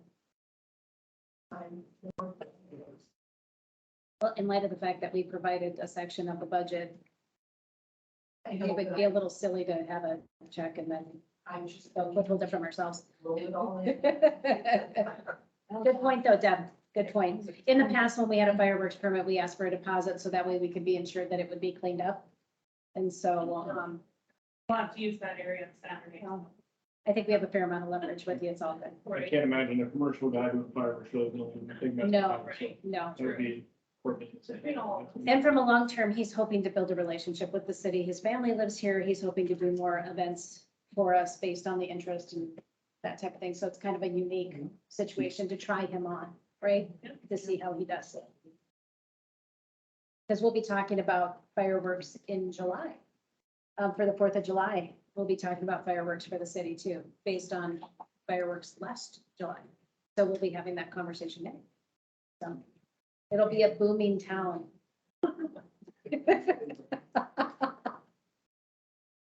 You need a motion, I'll make a motion to approve fireworks permit. Second. Okay, we have a first, we have a second. All those in favor say aye. All those opposed? Motion passes, you have your permit. Thank Okay, you are very welcome, go to bed, I will. go to Okay. bed. Thanks for your patience. Oh, yeah. Okay, so now we're gonna go back up to the BADF. You guys need a PowerPoint, don't you?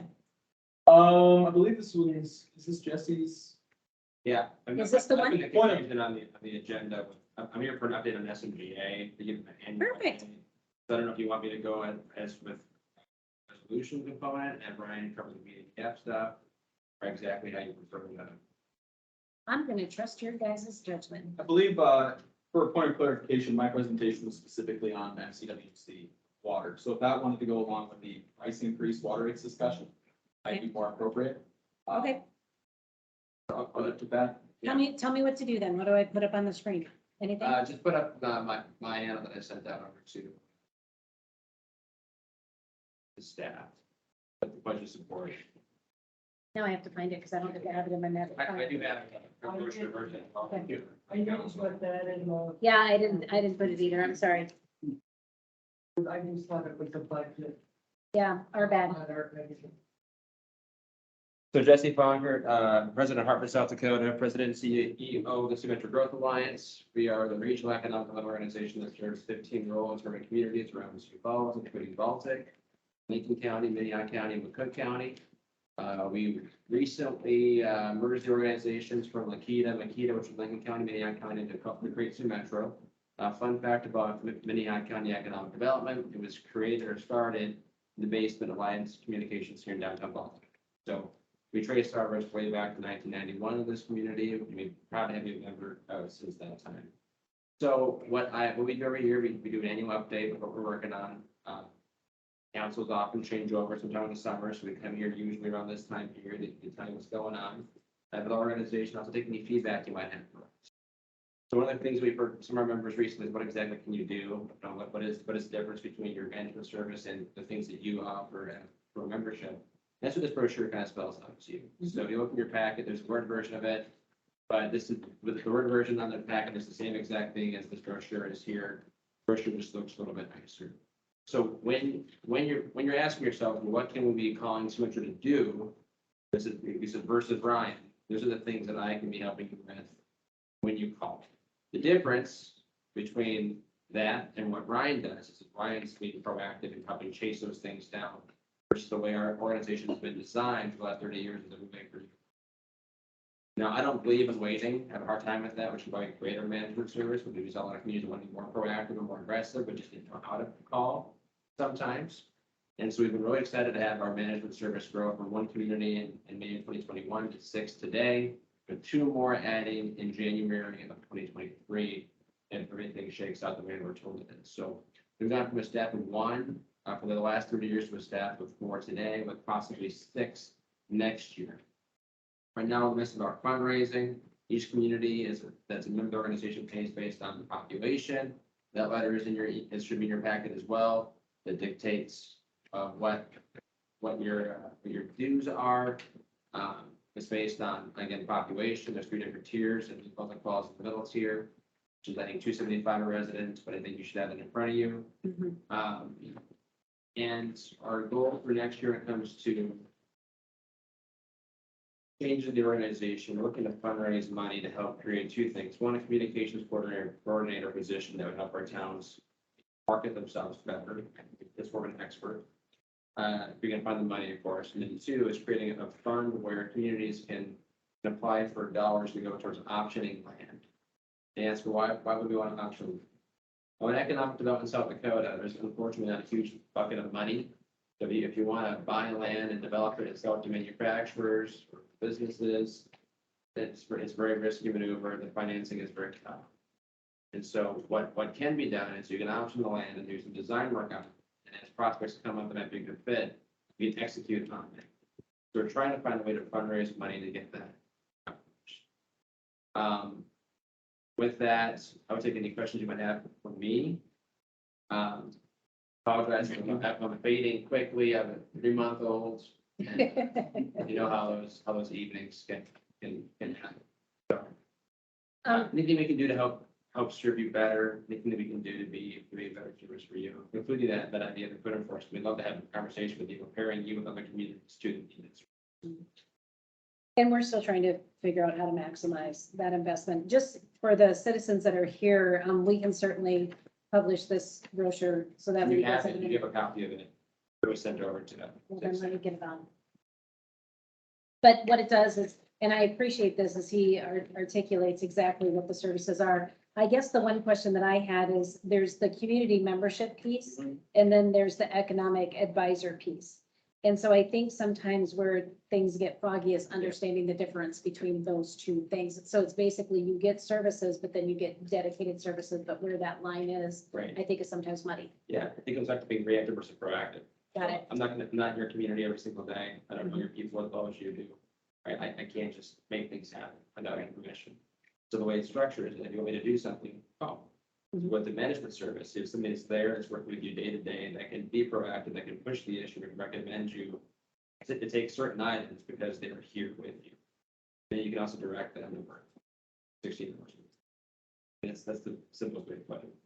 Any questions about that?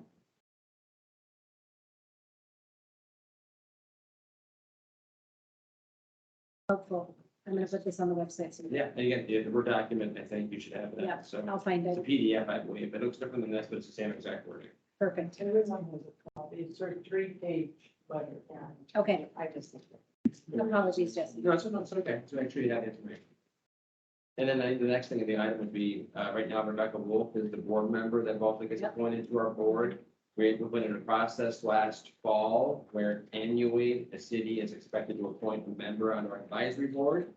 That member then serves for the duration of the year. You need to replace that person, you need to create a resolution appointing that person, and that person's alternate. The person's alternate right now is the past mayor. So you want those two people replaced on our board, speaking for this next stage of Baltic's growth. Then you need to pass a resolution and appoint those people to be on the board. We meet monthly, there's 10 meetings annually. We take July and December off. And we rotate the meetings around the region. Okay, So next Meeting meeting is on Tuesday, August 16th at 11:30 in Parkland. so is typically the representative an employee of the city, and then the second one is an elected official, or does anybody do it? Depends. Depends from town to town. So towns that have ED staff, like Canton and Hartford, they have appointed their ED professional to be their representative. Other towns have appointed city council members, other towns have appointed folks that are either the president of the development corporation or just a community.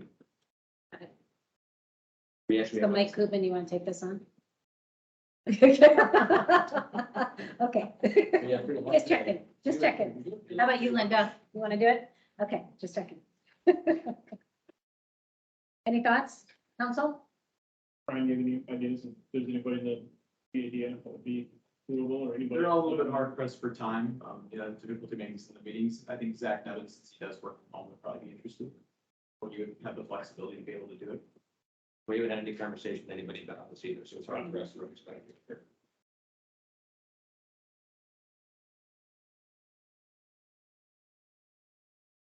How soon do we need to appoint somebody? I mean, is it a huge deal if we don't? As soon as you want your voice heard on the board, pretty much.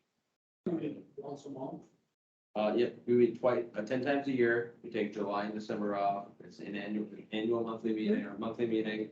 Third Wednesdays, lunch hour, rotates around the region. What do they usually have? It rotates around the region. So we have 15 communities, so we try to rotate it around these different communities and stakeholders. So we'll be in Hartford in August, we'll be in Jar Rapids, Novi and Sioux Falls in September, Lennox in October, Jar Rapids in November, December we're off. We start back over, so it can be as far as Canton or Salem, as close as we were at Mark Morton's 2 months ago.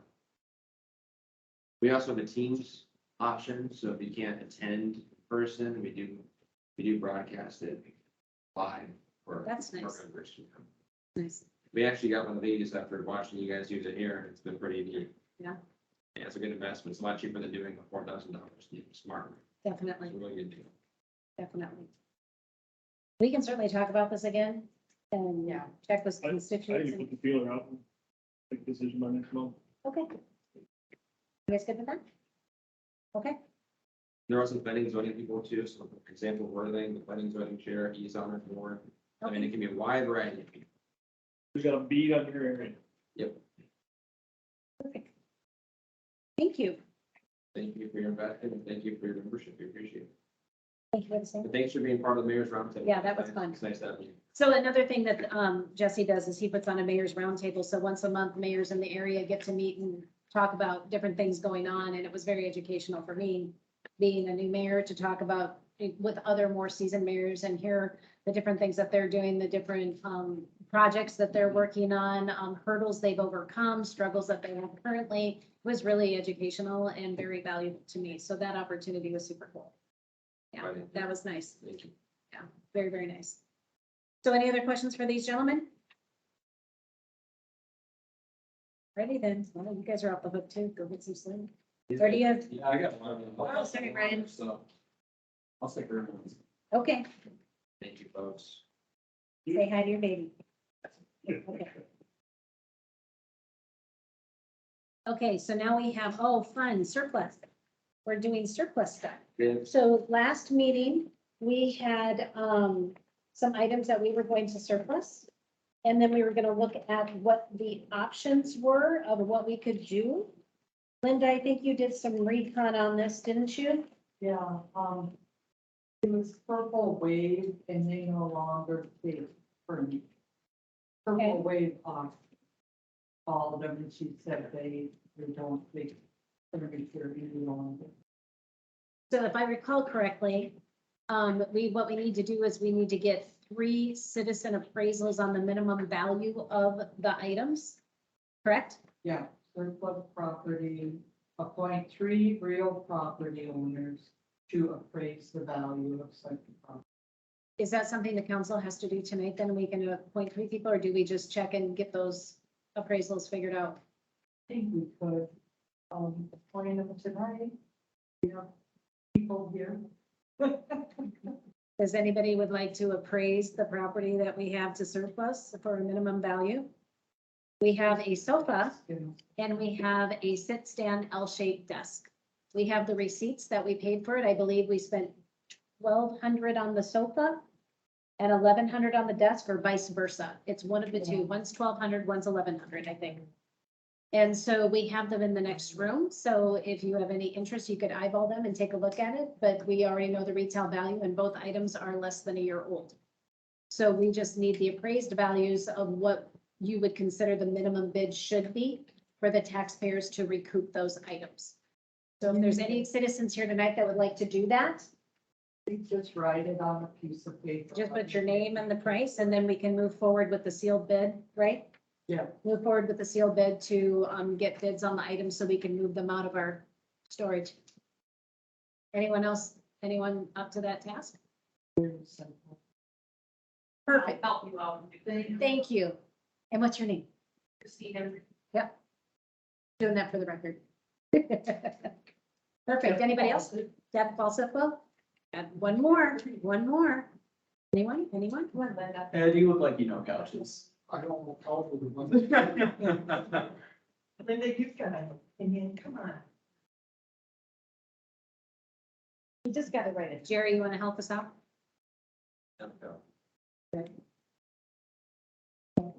Yeah. Okay, Deb will. Perfect, thanks, Deb. Linda, tell her what about, no.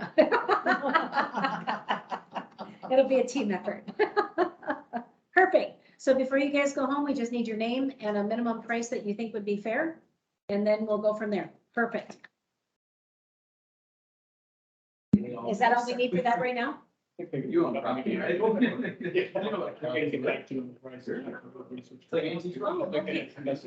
I apologize. Travis, pointed this out that you can actually research the pricing if you want. So if you think what a minimum bid should be once you see it, or you can use the receipt, whatever. So if you don't want to decide tonight, you can review the item. You can do research if you want. You can pick your price if you want, whatever you choose to do. Okay? So you, yeah, you absolutely have. Do whatever due diligence you feel so you can pick a number that you're comfortable with. Let's see here now. Thank you for that. And so we've already done fireworks. So now, oh, even more fun, budget. It is budget season, so we need to set a date for the 2023 municipal budget meetings. And so that would be probably a couple-hour meeting where we're discussing what the plans are for 2023. Linda's been doing some great work on coming up with some preliminary numbers and getting a better understanding of where we are for the year. And so I believe last year when the council did this, they treated it more like a brainstorming session and just kind of talked about the different things that would be a good idea for the city or different things that they've talked about so they could make a plan. The meeting will be here. We'll probably have it up on the wall, give it, you know, and make this as engaging of a conversation as we can. So when does it have to be completed by? Well, please, you know, it says just, it has to do the first reading, I think, September. But with special circumstances, as long as it's finished by the end of the year. But we really want to do it in a timely manner. So is this something that you guys have the bandwidth to do before the end of the month, or is that too tight for you guys? Not often. And that is okay. That's why I'm asking. Could we possibly have this meeting week of or the week after the September meeting, council meeting, or do you have? Our September council meeting is September 13th, so if we could do it the week prior, would that, Okay. Linda, would that work? That's So if we do, well, it's, yeah, it is Labor Day, so it would be the Tuesday to Friday. Is anyone traveling for Labor Day? Yes. Okay, the whole week, Thursday night. the whole week though? I mean, the 6th through the 9th, will you guys be? No, we're just gone 2nd through the 4th. Okay, So this night of the 6th, you're saying? it could be an option, I guess is what I'm saying. It depends on your guys' availability. Only nights that don't work for me are Thursdays. Okay, For right now. so we're looking at the 6th or the 7th, That would be one day I'll be able to make work. okay? Yeah. Okay. Do we want to tentatively plan for September 7th then? How soon can we meet? Because I don't want to start this at 7 o'clock if at all possible. I want to say when we did the year, last year was like 4 hours total. Right, but you started in the afternoon, right? It was like you started at 4 or 5 in the afternoon, Great question. and I'm pretty sure it was. Sure it was. So what is the earliest we can start on September 7th, I guess is my question for you guys. Of course, we'll check with Brendan too. If I don't have to take time off from work, 5 o'clock. Yeah, Okay, I have to take time off. well, nobody wants you guys to take time. Well, I can be here at 4 because I'll just go with no lunch. Travis, do you have any requirements about 4 or 5? Generally, everything's fine. Or I can make 4 o'clock work, but Brian, can you make 4 o'clock work? Yeah, I'd have to leave early, a couple hours. To be back here by 4. Yeah, okay, well then let's shoot for Wednesday, September 7th at 4 o'clock. And I fear it might be a couple hours, so.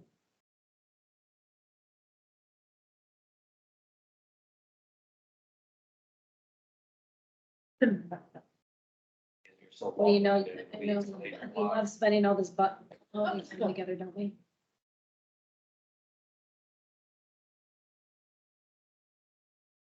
At least we didn't say mark it as an all-day meeting. Okay, September 7th, we'll shoot for 4 o'clock. And that will be a public open meeting for everybody, so you're all welcome to come and join us. Bring your calculators and your abacuses. It'll be fun. And your questions. Yeah, and your questions, please, and your questions. So what we'll, No questions. so what we'll probably be going over is, a kind of an idea of where we spent money last year versus this year, where we're at this year and what we project the expenses will be next year to be able to set up that budget. That budget is a January to December budget. So, that's why it needs to be approved by the end of the year, right? So I need my 3 deals ready by then, Yes, so I can talk about them yes, at that meeting. correct. Correct. Okay, any questions about that? Okay. Now we are at, Yeah. oh, the skid loader purchase. Method of payment. So, I'm not sure if y'all recall, but the previous administration purchased a skid loader. I believe the purchase price was $86,000. When we went into our budget, we did not find a straight line to, figure out where they were financing that from. And so because the expenses exceeded what we could determine as this year's budget, what we need to do is create a supplemental appropriations ordinance that allows us to be able to move money to another account to take care of an expense. We did ask the question, could we return it? That answer is no. So we have to find a way to pay for it. And so, what we did, which often happens, and Linda, correct me if I'm wrong, which often happens because it's equipment for the city, we take it out of multiple departments and, to be able to help cover the cost. Yes. Okay. Not only was there a skid loader, there was a $22,400 snowplow, a $17,070 lawnmower, and a $4,130 lawnmower. Can you say that one more time just for me? I'm sorry. There was an $86,279 skid loader. Okay. A $22,400 snowplow, a $17,070 lawnmower, and a $4,130 lawnmower. And budgeted was $10,000 in parks. So we have to pass an ordinance, an appropriations ordinance for $99,532.86. A small amount is going into water and sewer. $8,627.91 is going into water, and the same amount is going into sewer, which, you know, we don't budget. And Brian came up with the percentages he wanted based on where the equipment would be used. And the majority was streets and parks. So that's why we are budgeting $99,000 for general fund. Mhm. So this was not expenses that were set aside, originally in this year's budget. So we had to find it and allocate it. There was no money in equipment for streets budgeted. So $0 were appropriated for equipment, but well over $100,000 was purchased. 147 to be exact. Was this skid loader, part of the equipment that he was asking for in talking about trading in our existing Yeah. piece of I'm equipment? trying to remember all the details in that conversation, and there was a lot of details in it. Because we had minimal hours on our piece of equipment. Right. and Because It the was a intent was, diamond in the rough. That's something. yeah, that one, I think you're referring to the payload on that one. That one's not going anywhere. I think the intent was there was a, like a compact tractor that was getting traded in. Yeah. And there was, I was trying to look back through my notes to see if I had everything, but, I know they all the equipment was of dire need. The plow was the big plow, put on the payloader. I think the playoff cylinder roll. All this stuff was, obviously, mowers aren't getting used too much this year, so I ain't got too many hours on yet, but, Next year. yeah. So the But it- $87,000 was before or after the trade? Do we still have that? What- I would have to dig deep in my notes to find that. I guess I'm not sure if we still have. I think that's after the trade-in, because they start out well over 100, I think, that type of equipment. yeah, I don't want to actually say until I actually have my notes in front of me. I should dig through them at home, but I want to say that the compact tractor was being traded in on the skid loader. I think that's where the $86,000 came from. I think you're right. Yeah. Yeah, I guess I can't speak on where I don't remember how it was getting funded or what the logic was behind that, so I can't really. And that's something that's gonna turn up as surplus equipment a year from now, because it's already gone. The, The trade-ins are The gone. trade-in's The gone. trade-ins are it gone. wasn't a surplus, it was declared, I know, it was traded in. yeah, well, as far as I know. We don't have any, I guess the assumption is on a trade and it takes money off the right, top of it. and yeah, so we got the reduction, and we don't have that, these people. That's our guess. My assumption, and you don't assume it does, so. Yeah. I have no idea, I physically have not laid eyes on it, so I can't tell you that. Ryan probably could, but a lot of stuff happened between when that was approved and now. Thank you. Yeah, good question, Steph. Any other questions?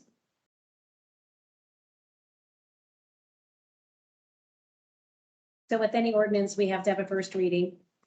So today's the first reading, and so then we'll have the second reading and adoption on the September 13th meeting. So where will you get the money from? We're pulling it from streets and parks, right? Oh, we're putting it in streets and. Oh, sorry, we're putting it in streets and parks. It's Sorry. called unassigned funds, but it's basically our savings account. The float we have. Luckily, we have one. Or else we'd be borrowing the money if we didn't have a cushion. I can't remember if any of the intent behind this was to be borrowed or not, because I'm trying to think back from that. Were you thinking of convict lease? No, well, there was some other stuff there too, but I want to say it was the 2017 pickup that come off, that one of these would replace. How all that worked, but there was logic behind it. I know it's not just reckless spending of 140 grand. There was logic and conversation behind it all, but I just don't have to tell you what it was. So if I'm hearing you correctly, is that you were looking at something else that was being financed that is getting paid off, so you justified this expense because that one was going away, so we had the cash flow to handle this. Essentially, that's the conversations I think I remember having, but I can't. Okay. I've got notes somewhere. I'd have to dig through and find it. Well, There was logic behind it. I would have rented it to you. Chime in on that too. maybe what we can do is do our due diligence on our end at the next meeting and try to find that information so everybody has I can it. do So some we have, digging and see if I that would be great. That would be great. Once this money is allocated, is there gonna be a plan in place to put it back? Means These for were- savings, Yes, that would probably be a budget conversation for next year to figure out exactly where we're at. Are we talking about the audit at all tonight, Linda? No, let's wait till we get the report back. from Right. the auditor. Right, and so, It went, it was rough. It was a rough audit. They, with the change in health, they couldn't get the bank account to balance and, they had trouble with invoices and, just records in general. And, yeah, so they were challenged. A lot of misposting and errors. And, yeah, so we'll hear the whole report, but they were pulling their hair. It was, not fun for them, but, we'll get on the right track here. They said, to start with May and start trying to balance things in May because of all the adjustments they had to make and the adjustments that were made. And, the bank didn't reconcile all of last year. So, it'll be interesting, but we'll do our best. We'll get it straightened out. so they gave us permission to start with a clean slate to start reconciling as of May. So we'll have a clean accounting going forward. So. Okay, so to answer your question, Ryan, we'll probably talk about that in budget to figure out where we're at and exactly the health of the finances of the city. So now we're on to sidewalks. Oh, John, Don't we have to do? oh, that's right. We need to make a motion to, or do, no, it's the first reading, the first reading. First reading. Yep, it's just the first reading, is the first reading. Thank you. Can I say one word? Certainly. I just want to make it clear, through the audit, no theft was found or illegal activities. Yep. Just mistakes, Mhm. just mistakes from, maybe not being properly trained or whatever, but no theft or anything like that was. Thank you for that one. Read out, Yep, you know. thank you for that. Sidewalks. John, again, was playing in the ordinances and got us a sidewalk ordinance because there was some discussion among builders about whether or not it should be a 4-foot or a 5-foot sidewalk. And so we needed to clarify that based on how our current sidewalks were, current sidewalk ordinances were crafted, and we needed some consistency. So between Ed, between Paul Clark and John and Justin and I don't know, 50 other people, no, just kidding. We did, John very well crafted us an ordinance. And so what he did for this first reading, to make it clear, and you'll see this online, I don't know if you'll see it in your packets if it's printed red and black. So what you'll see is, if I recall correctly, John, you did in black what the original ordinance was. And then in red is what the proposed ordinance will be. Right, yeah. So that way you could see the transition of the ordinance. So you have the black is where it's currently being stated, then into red of what he's proposing the new one should be. But it's surprisingly, the ordinances are real sparse, property owners and maintaining our sidewalks. And I want to draw your attention to the existing section 91.6, page 1, which is no changes made. It's just inserted there for convenience, really. So, add sidewalk construction has to be in conformity with specs of the city engineer. I left that as it was. And, but, it's, you have the power to designate how wide the sidewalks are. That shouldn't be a matter of argument. It should be made uniform. You have some flexibility there as to how you lay it out. But surprisingly, the rest of the week, we didn't have any ordinances specifically on repair and maintenance of defects in the sidewalks. So I stole from the city of Sioux Falls. I do regularly, the ordinances. And then I modified the language to be consistent with the other ordinances. For example, the references to chapter 9, section 946 of the code state statutes. I reference rather than, city engineering specs. Any questions? Again, this is the first reading. This is the code enforcement, issue too. What it's designed for is to make enforcement, property maintenance issues uniform. Couldn't we settle it in the ordinance? Well, you can set them by specs. If do you want every sidewalk to be exactly the same? I guess that's the question. I don't know. Your existing ordinance allows the city's engineer to specify sidewalk construction. So I generally err on the side of flexibility, but I don't know, ask me what you think. I would think flexibility, or most people do, for ADA spec, being 5 by 5 space every 200 foot regardless. So you see that get built and some people just go straight 5 foot. But the 4 foot, in my opinion, is that the more sidewalks around town. I know there's a push to get sidewalks in town. One way to get more workable sidewalks is to workable foot versus 5 foot, just compared to that 88 spec, and that 5 foot green space. I think it should be minimum 4 foot. Yes, Not- yes, not- correct. Minimum. Flexibility there, yes, but minimum. So per ADA standards, they specify 4 foot minimum. You know, well, I could easily modify any 116 to state, with a minimum width of not less than 4 feet. But in no event, less than 4 feet minimum width, I can do that. Just to make it clear so that there's no. Question. I'm sorry, less than 4 feet. Yeah.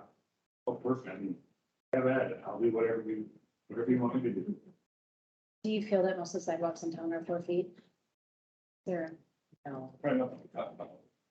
so there, but everyone, any existing sidewalks are grandfathered in and Yeah. they're go back to them. If Okay, they're I just didn't want, If they're followed into, they have to be. Yeah, exactly. Right. If they have to be replaced, then they have to meet the new requirement. got it, okay. They're probably only about 3 feet, aren't they? Some are, yes. There's a couple of places in town, I don't even know if they're 3 feet. Really? They're- It's possible. Right, that's, so you have that, so it's not 4 feet, you have to have one section replaced, like it said in here. You do not have to make the whole sidewalk wider to repair a section of sidewalk. It's just if you replace the Yeah, it's sidewalk, wider, replace your drive, stuff that's gotta be brought up to the front ordinance. Jerry, that's a really good question, because we Yeah. have a lot of older sections where people would probably be in that situation.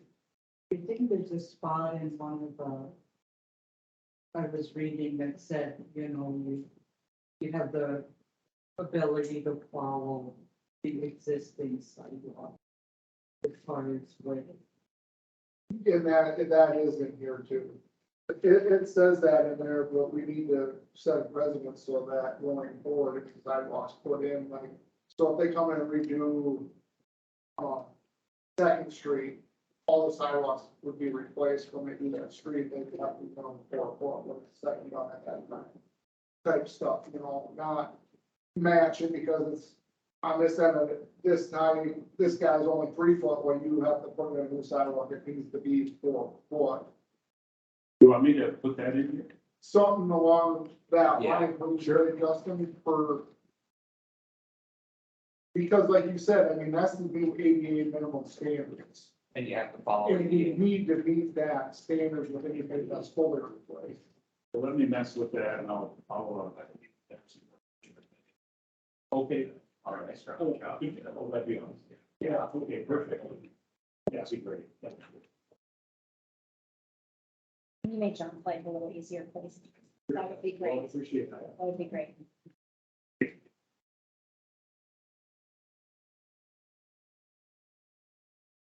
We gotta give them a break after that discretionary fund ordinance. Okay. Sidewalks settled. So that will be the first reading, and then do we go back to a first reading, or do we feel like No, I'll bring back the. the changes will be minor, so he'll bring back the amendments, and then we can do a second reading at the September meeting? Yeah. So now we're going to even more fun, which is the MCWC price increase of water rates discussion. Do you want to hear what Linda says and Sure. then add something to it? Yeah, that sounds great. Linda, why don't you go ahead and speak to this, and then we'll let Ryan embellish with what he deems necessary. Okay, well, I was really nervous about what their price increase would be. So when I just got this letter, and it said it was 15 cents per 1,000 gallons, so I think that was good news. You know, could have been a lot worse. So our new water rate will be $2.47 per 1,000 gallons, so I really didn't think, we'll talk about it at budget time, but I did a comparison and we are low compared to other cities. But I didn't know if we had to do a price increase at this time, but My understanding is that is this part of renegotiation of the contract with MCWC, or are they just doing across the board price increases? 'Cause I know they're doing some expansion projects, and I know they were renegotiating with some of the other member communities. Yeah, they just sent us letter stating we are going up 15 cents for 2023. Is that? But there's, I didn't get a. So it starts in Last year they did a renegotiation. Can They I see that? basically submit their request for what their increase. Have they done that then? We did it last year. No? I was under the impression that that was happening in 22, but maybe I was mistaken when I was talking with Becca. I know that conversation's been had about renegotiation. Talked to Scott, I thought it was renegotiation of the contract itself. I didn't know if they were gonna be going through that round, because I know that Garrettson, I believe, recently renegotiated their contract. I don't know if that happened with Baltic in the years prior, before I came on board, or if that was something that. So for the No, it has. purposes of this agenda item, this was purely informational, but if you want to take it as an action item to clarify Mhm. whether or not we have to take any more action or evaluate that, I'll contact Scott. okay? Yeah. And then you want to bring us back some feedback and figure out what we need to do, if Yep. anything at all? Yeah, because my input was based upon if it was going to be renegotiation and determining gallons per day and that sort of thing. But if it's, I thought they were doing renegotiations, because they're doing some expansion projects along with Lewis and Clark as well. I thought that might be playing into that, but I can check with Scott. That would be Check the helpful. minutes and see if That's- it's fine. That's gonna save us 30 When did minutes. this pass? I don't remember when that was. I know we renegotiated. Linda, do you mind taking an action item to see if we renegotiated in the past, so we can get some updated information on that? The current price. Yes. And it's 22, right?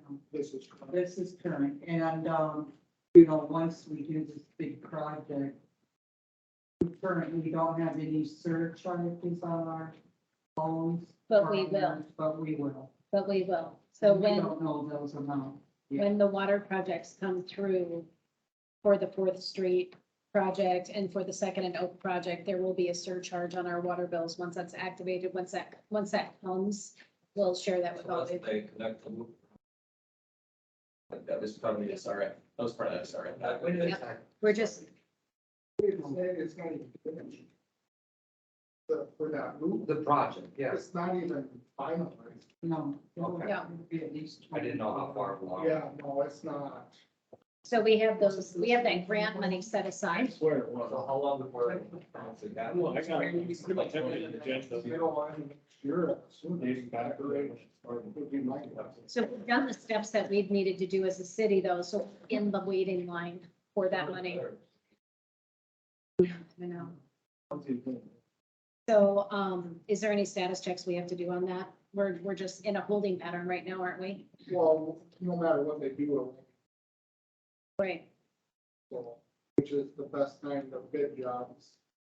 To have it ready for a spring bid is the best, which would usually mean like a July start usually. Have you been to work with that money? Yes. And that's SRF loan. Yes. So basically, it's a 30% grant, and then we do 70% financing. And so, and we've done that through Meyer Henry, and we got all that squared away. Yeah, right. So, yep. So if you have more questions on that, John and Linda know about that, and I can help wherever I can. Okay, perfect. Yeah. I'll check with Scott. Consideration of rural water agreement, which was in July of 21. Would that have been purchasing out existing lines though, as part of the development? In July 21, I know. I don't think so. I'll check with I could be Scott. wrong though, but. I could have sworn that was supposed to happen in 22, but maybe that already happened. I don't think it's happened this year. I'll check with Scott. Yeah. Thank you, Lynn. Yeah, drive safe. We'll try. Okay, so, phone allowance for building inspector, because Paul Clark is using his own phone. There was a conversation about whether or not we would grant him a phone allowance, and, I personally prefer that we allow him to do this, and one way to look at it is it's very beneficial for us to help him pay for his phone as opposed to driving here whenever he needs to do something, and he uses it consistently as our point of contact. Was there a number that we talked about, Linda, for that? Kind of threw around 50, but So I don't know what your guys' thoughts are about supplementing our building inspector's contract with the phone allowance. Any thoughts? I think 50 sounds about right on board. Cheaper than giving him a phone. That would be the alternative. I think it's cheaper than putting him on our phone plans. Have a second thoughts? Well, no, I'm not- Ryan, what would, do we want to take action on this? Do we want to think about it? What do we want to do?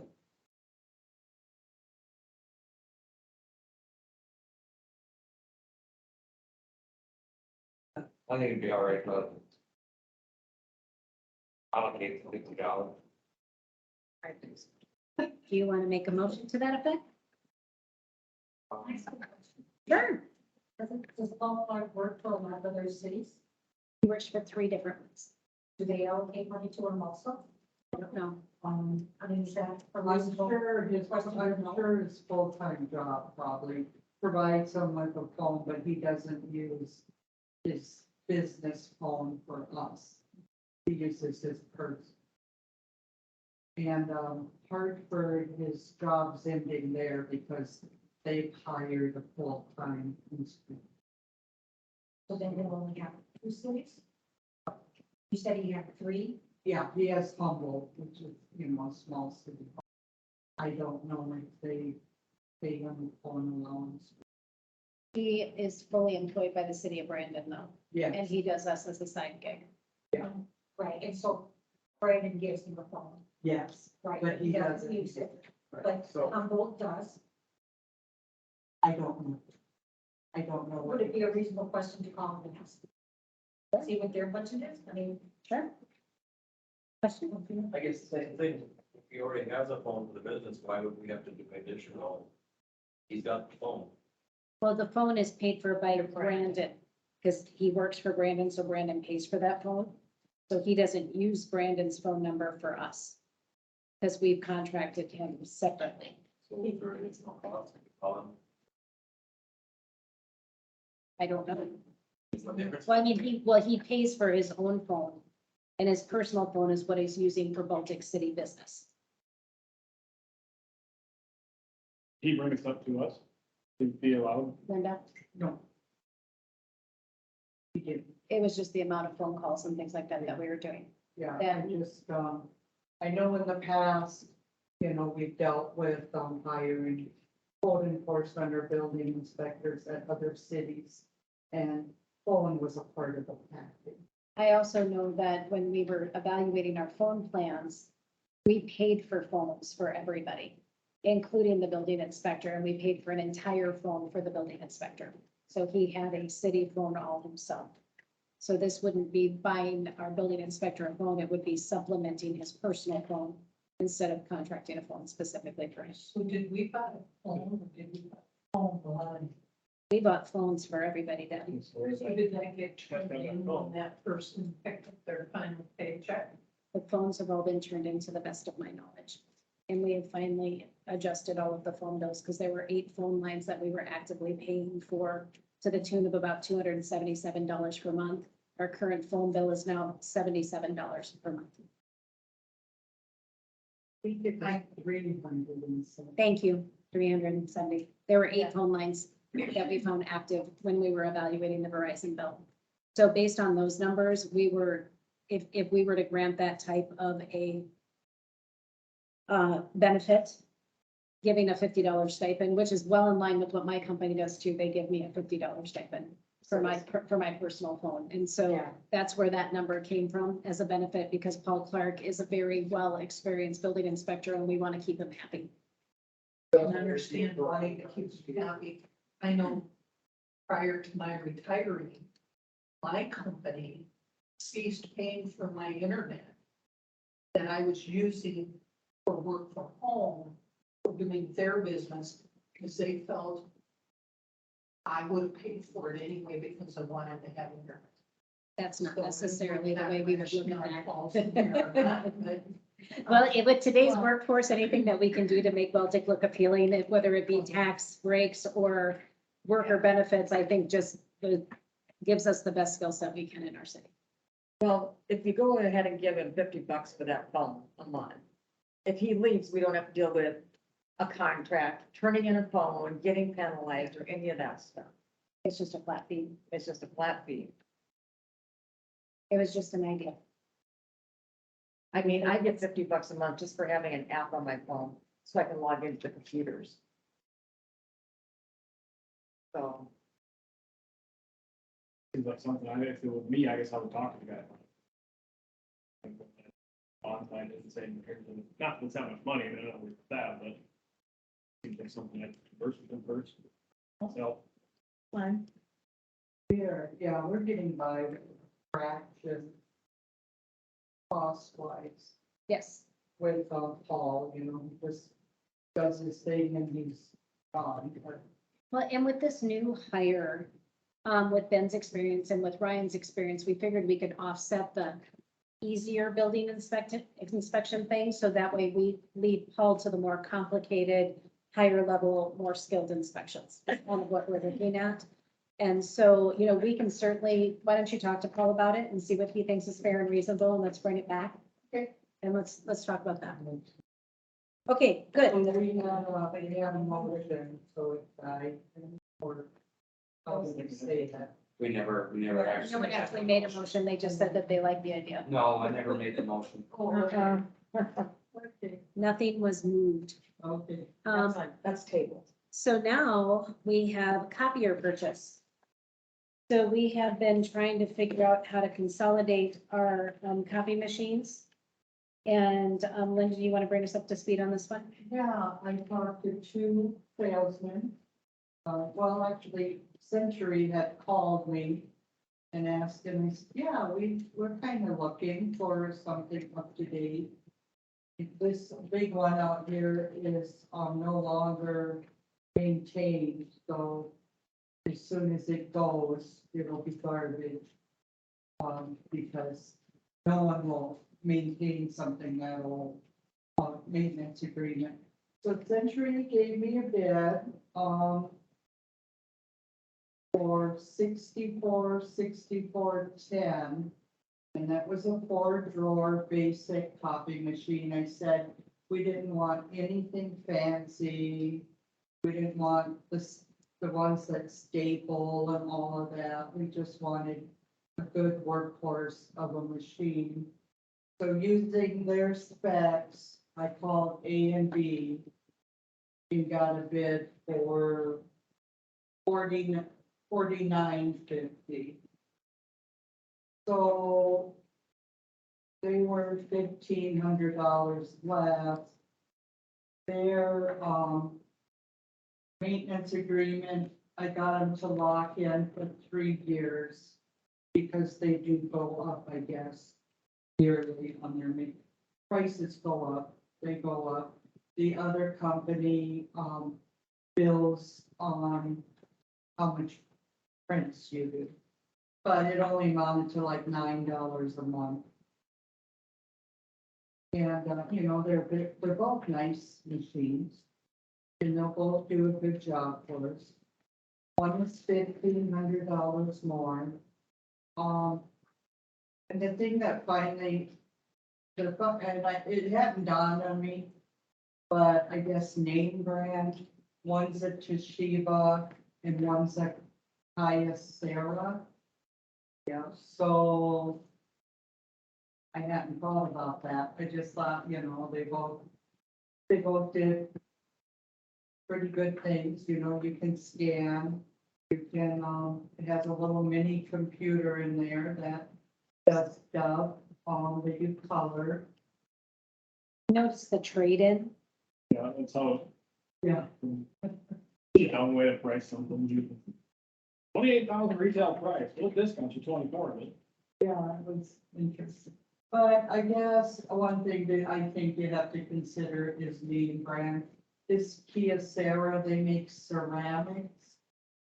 ceramic components, and then Toshiba is well known. So I think they both be perfectly good copiers. What's the typical life of a copy machine? Well, like after 6 years or 7, the maintenance goes way up. But you hope to get 10 years out of it. And I think, we don't abuse one or overuse it. I think we should be able to get 10 years. Oh, yeah. We're guessing at 2,500 copies a month. Some months we'll do more. Okay. If we go over that 2,500 copies, then we have to pay a penny for black and white and like 6 cents, 5 something per color, which is way down in the last 10 years. Linda, how old is the machine that you're replacing? I have no idea. Just thinking that might give you an idea of how long. They said they'd haul it away for free. Well, sure, because they don't want you using it instead of your new one, if they're gonna charge you per copy. And, and then we could keep it and maybe it'll last 2 months, then we have to figure out what to do with this big City monster. Yeah. I know where it's at. Right now, we're using a little tiny Hewlett Packard. And, the smaller the machine, the more expensive the toner is, more copies and stuff. But you don't get as many copies out of it. And just so you know, it's gonna take us at least 2 months to get it because of supply chain issues. Yeah. So it could be 2 to 3 months Yeah. before we even get it. I would say a loan would be available for me, delivering a contract. Got it. If these break down, they will rent us a loan. So is it just a copy or is it a fax and scan? Oh, yeah, everything, scan, fax, copy. I know that A&B is a good company to work. Well, and another thing we're trying to do is we're trying to put all of this stuff on the website, so you guys can look at the attachments yourself, and then also have it up on the screen to try to reduce the number of copies that we're making.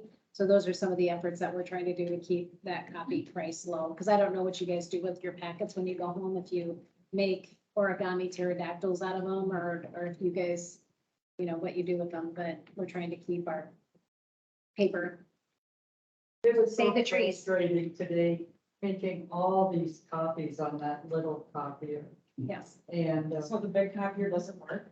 it works, it's only black and white. And So if it's a color, we have to use a little. If it's black and white, then we can use the big one. yeah.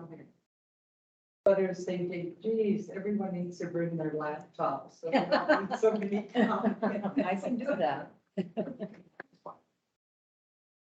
Yeah, I was just copying and copying. Any other questions? Anybody? Are you guys, comfortable making a decision? Do you want a table? What would you like to do? Would you like us to continue to use our black and white guy? Color's not that important to me. Copiers. Color doesn't make a reference for me, And but, John's gonna have to start doing italics for the changed ordinances and bold for the existing ordinances. Yeah, I like color. yeah, well, it's all about you, isn't it, John? I think we should pursue the A and B business tonight again. Is that a Even problem? though the main monthly service agreement is a little bit more expensive. But I've heard of A&B and I've never heard of that. Exactly. A and B is a good company. I've had A&B before and they are, they're really quick coming out and doing things and helping out and, getting going again. And they have a good product too. Linda, who's the company that we have now that's no longer going to maintain our?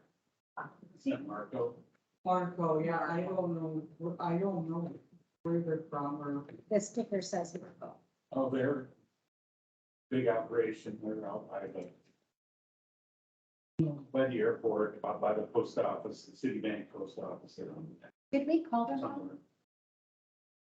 Did we No. call? Okay, No, I mean, I could and see if they wanna do a maintenance agreement with us. We're gonna dump Marco. If you oh.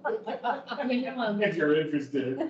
Well, as long as they're not getting paid for stuff that's sitting here, they're not getting here. Their service has been horrible, you know, Oh, well, that's good to know. and their fees are high. So we're gonna make the change. Perfect. The little tiny copier we have is something you put a case and buy. So there's no maintenance on that. You know, it's just when it dies, it dies. But that Marco was here when I got here. So I don't know. That's been here for a long. Long time. Any other thoughts?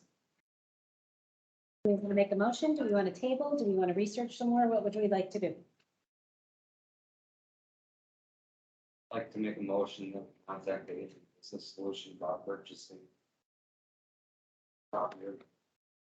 So we have a motion on the table. to Lock contact- price of what you want, what the not to exceed price. Good point, Travis. 49.50. With the locked-in price of $49.50 with $50.17 monthly service agreement for 3 years. Very good. We have a motion on the table for all the things he just said. Do we have a second? We have a second. I can second. So Ryan is the first, Travis has a second. All those in favor say aye. Aye. Any opposed? Motion carries, or the vote is approved. Okay. Okay, so, next one is consideration of council chambers. We've been really fortunate to have full meeting rooms, and of course, we're gonna bring this up when we don't have a full meeting room, right? So one of the things that we were thinking of, is the practicality of continuing to have meetings at City Hall. And so one of the options that we have is to extend over to the other half of this garage that isn't being used, and it's simply being used as storage. What you can't see is this just is a big, lean-to basically, and all it would, what I understand is what it would take from Ryan Fodd's is that we could put a double door on that garage door that's over there when you walk in. You go ahead and extend out the sheetrock. We can put a closet on that end, put a window over there, and basically double size of the room. And his estimates, it would be somewhere around $10,000 to $15,000, depending on cost, materials, and labor. We would have to build up the cement over here because there is a disparity from the level of the floor here to the level of the floor behind us, but it would essentially double the space. So that was something that we were talking about. This is purely for consideration. If it's something that you want us to pursue, to get bids, to take a look at it, to see if it's something we even want to do. But in the past, we've had some pretty crowded rooms and standing room only, and with winter coming, I want to make sure everybody's comfortable. So, council, with that, do you have any thoughts, discussion, or action items? With the intent to be do away with the lease through the Legion on a yearly basis. I think, from a strategic standpoint, it would replace that. Because that is $3,000 a year, and with the cost of this, it would pay for itself within 3 to 4 years. Also put in, if we move forward with the central air, central heat, Correct. just so that we don't have to deal with. So it's that. functions, well, Yeah, that could definitely be something we could look at. and it's a functionality. Oh, is the bid for central air and heat in on that? Probably. We haven't done, Yeah, it's not even gonna bid. Okay. that could be, It's that could it's be, an an- estimate. it could be an option. And that don't work anyway, so it's gotta get fixed anyway. Supply chain issues, we're waiting for a part. No way. You know, shocking. Waiting for a part. I bet you never say that, do Oh you? my God. it's You bet you here. never say that, do you? You just have them all sitting in your garage, don't you? You just make me Yeah. wait. Important. Any other thoughts? It's always good to support certain places. I'm sorry, what did you say? It's always good to support other places in town, like the Legion. I don't disagree with you, but we're not using the space because this is more practical for the purpose of this meeting. Yeah, we're not gonna not support the Legion too. It's just one way to do support the Legion. Obviously, we myself, I support Legion any way I can, so I don't think it's any reason to not support anywhere around town. We can support other members of town between viewers doing work on it. Enough construction guys around town, I mean, support will to be there, I think, for projects like this, so. I mean, I'd be open to the idea of seeing a drawing, seeing some sort of blueprint of the grand idea of how to utilize that. I better understand it, but it's always worth conversation as far as I'm concerned. And I totally echo with what Travis is saying, is using local contractors if at all possible. So that way the local benefit would make a lot of sense. Any other thoughts? Numbers. Okay, Do the city staff have like a locker room that they could use for their winter items and stuff like that? we've been talking about what to do with coats and things. You know, Right now, we just have folks. And, That's another idea too, is create a private place, private spot, like a locker. Room.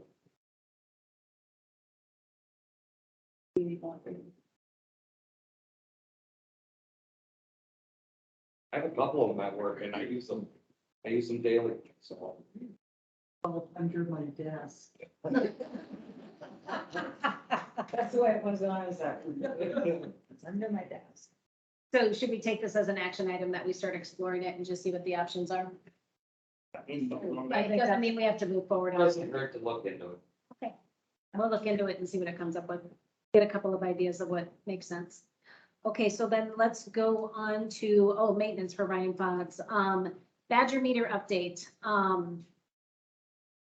There needs to be a Cat 5 line that goes up to the antenna over here. And so Ryan is working on that, so that way we can get the Badger meter update. So he's working on that right now. As far as the trees ordinance, we put that under him since he was the one that suggested it last time. So John, this is yours again. We have a first reading of the trees ordinance. Thou shalt plant no new trees on boulevards in the budget.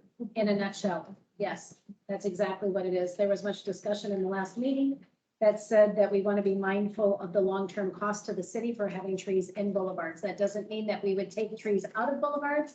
It's should they come down, we wouldn't replant them and we would allow no further trees in boulevards going forward. Is really the essence of what this is. So, we'll consider this the first reading. If anybody have thoughts, we'll debate that in the next session on the September 3rd meeting. Wasn't there also, 13th, sorry, September 13th. wasn't there also something in there, John, that said, no planting of trees within 5 feet of water, gas line, even on the private property? I think that's an existing ordinance, isn't there? There is extensive, if you guys really want some fun reading, there are extensive tree ordinances in our local ordinances. Apparently due to the tree board. Yeah, it's already exists. Oh, there we go, yeah. Okay, thank you. That also goes with plants and shrubs too. So if you start planting, you gotta be mindful of your 811. So Yeah. just a little friendly reminder there. So first reading, okay on this one? Yep. We good to go? Okay. And so on dust control, he is, the dust control gentleman that they've been trying to reach is unresponsive. So we're gonna continue to reach and see what's going on, but we're getting late in the season where we don't know once we reach them if it will even be effective, but that's where we're at with dust control. But we wanted to follow up because that was a discussion item last time. Anything else? Candy water? Oh, Oh, that's Yeah. the one that. Yeah. No, nobody- Kind of just like. Like he's off the grid. Really? he took his candy and left town. Maybe one way from the dust off his feet, left hand. So, what's the company on that, DMX? DMX, so, Always be trying to gravel on the road for the works. Right. It's not, that wasn't a feasible at the present. too much red rock and, yeah. It wasn't an option at the time. Right. So that's why we're looking for other options. Yeah. So we good on dust control?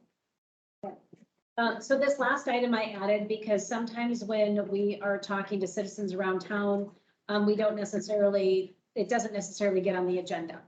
And so I would like this to be a staple in our agendas going forward, that if there's something that the aldermen are speaking to as citizens around town that people need to be aware of, this would be that time to do it. If I'm talking to somebody and it's something that people need to be aware of. So this would just be kind of that general update section. So it's kind of a reverse public time. So, citizens can come during public time and bring up issues that are important to them. But this would be the time that the council could bring up things saying, hey, this is something I'm hearing when I'm talking to my constituents. This is something we should probably think about going forward. And since this is really the only time that we get to commensurate, we don't want to miss agenda items by not allowing this to be here. And so if you guys have anything that you want to bring to the table that we want to make sure that we address going forward, this would be the time to do it. And they weren't prepared for this at all. It's just something that I added at the end because I thought we got to start somewhere, because I know that one of the things that our plates have been full, but I think it's really important that we start re-engaging the public and make sure this is a representative government. And we're talking to our constituents and making sure we're understanding what they want, what they're interested in, what's important. And this is that section that allows us to provide that feedback from conversations that we've had with citizens. So this is kind of starting that process. I've been in conversation with Deb about a few things. And one of the things I've been in conversation about is Riverside Park. Yes. It bothered me since last November, December. I've been in contact with a friend of mine that is in charge of the levee in Sioux Falls, and he put me in touch with ways to get that fixed with the Corps of Engineers. So I'm looking into that. The washout? Yes, in Riverside Park, or River Park, excuse me.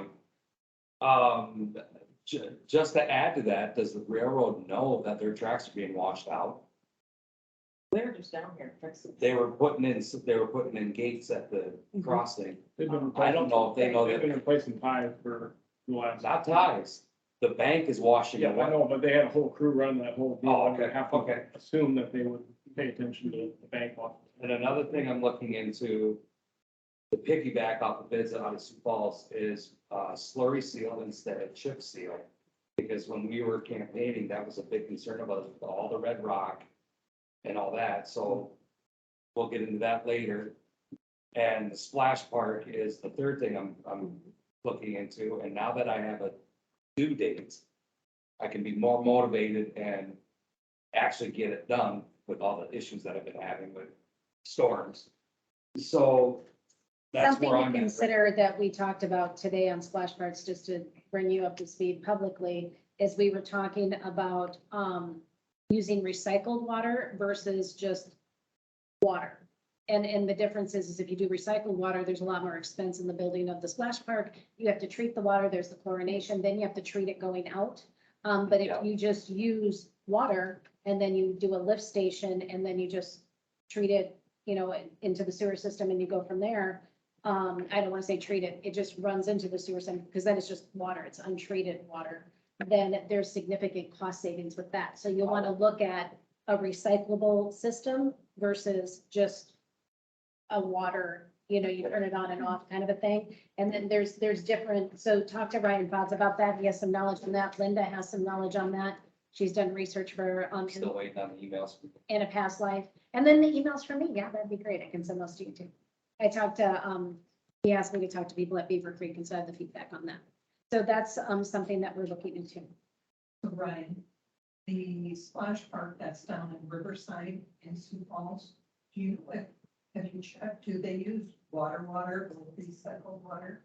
I believe it's hooked right into the hydrants, right into the water supply.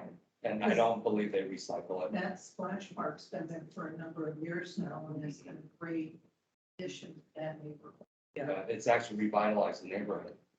It's a really interesting amenity for a city.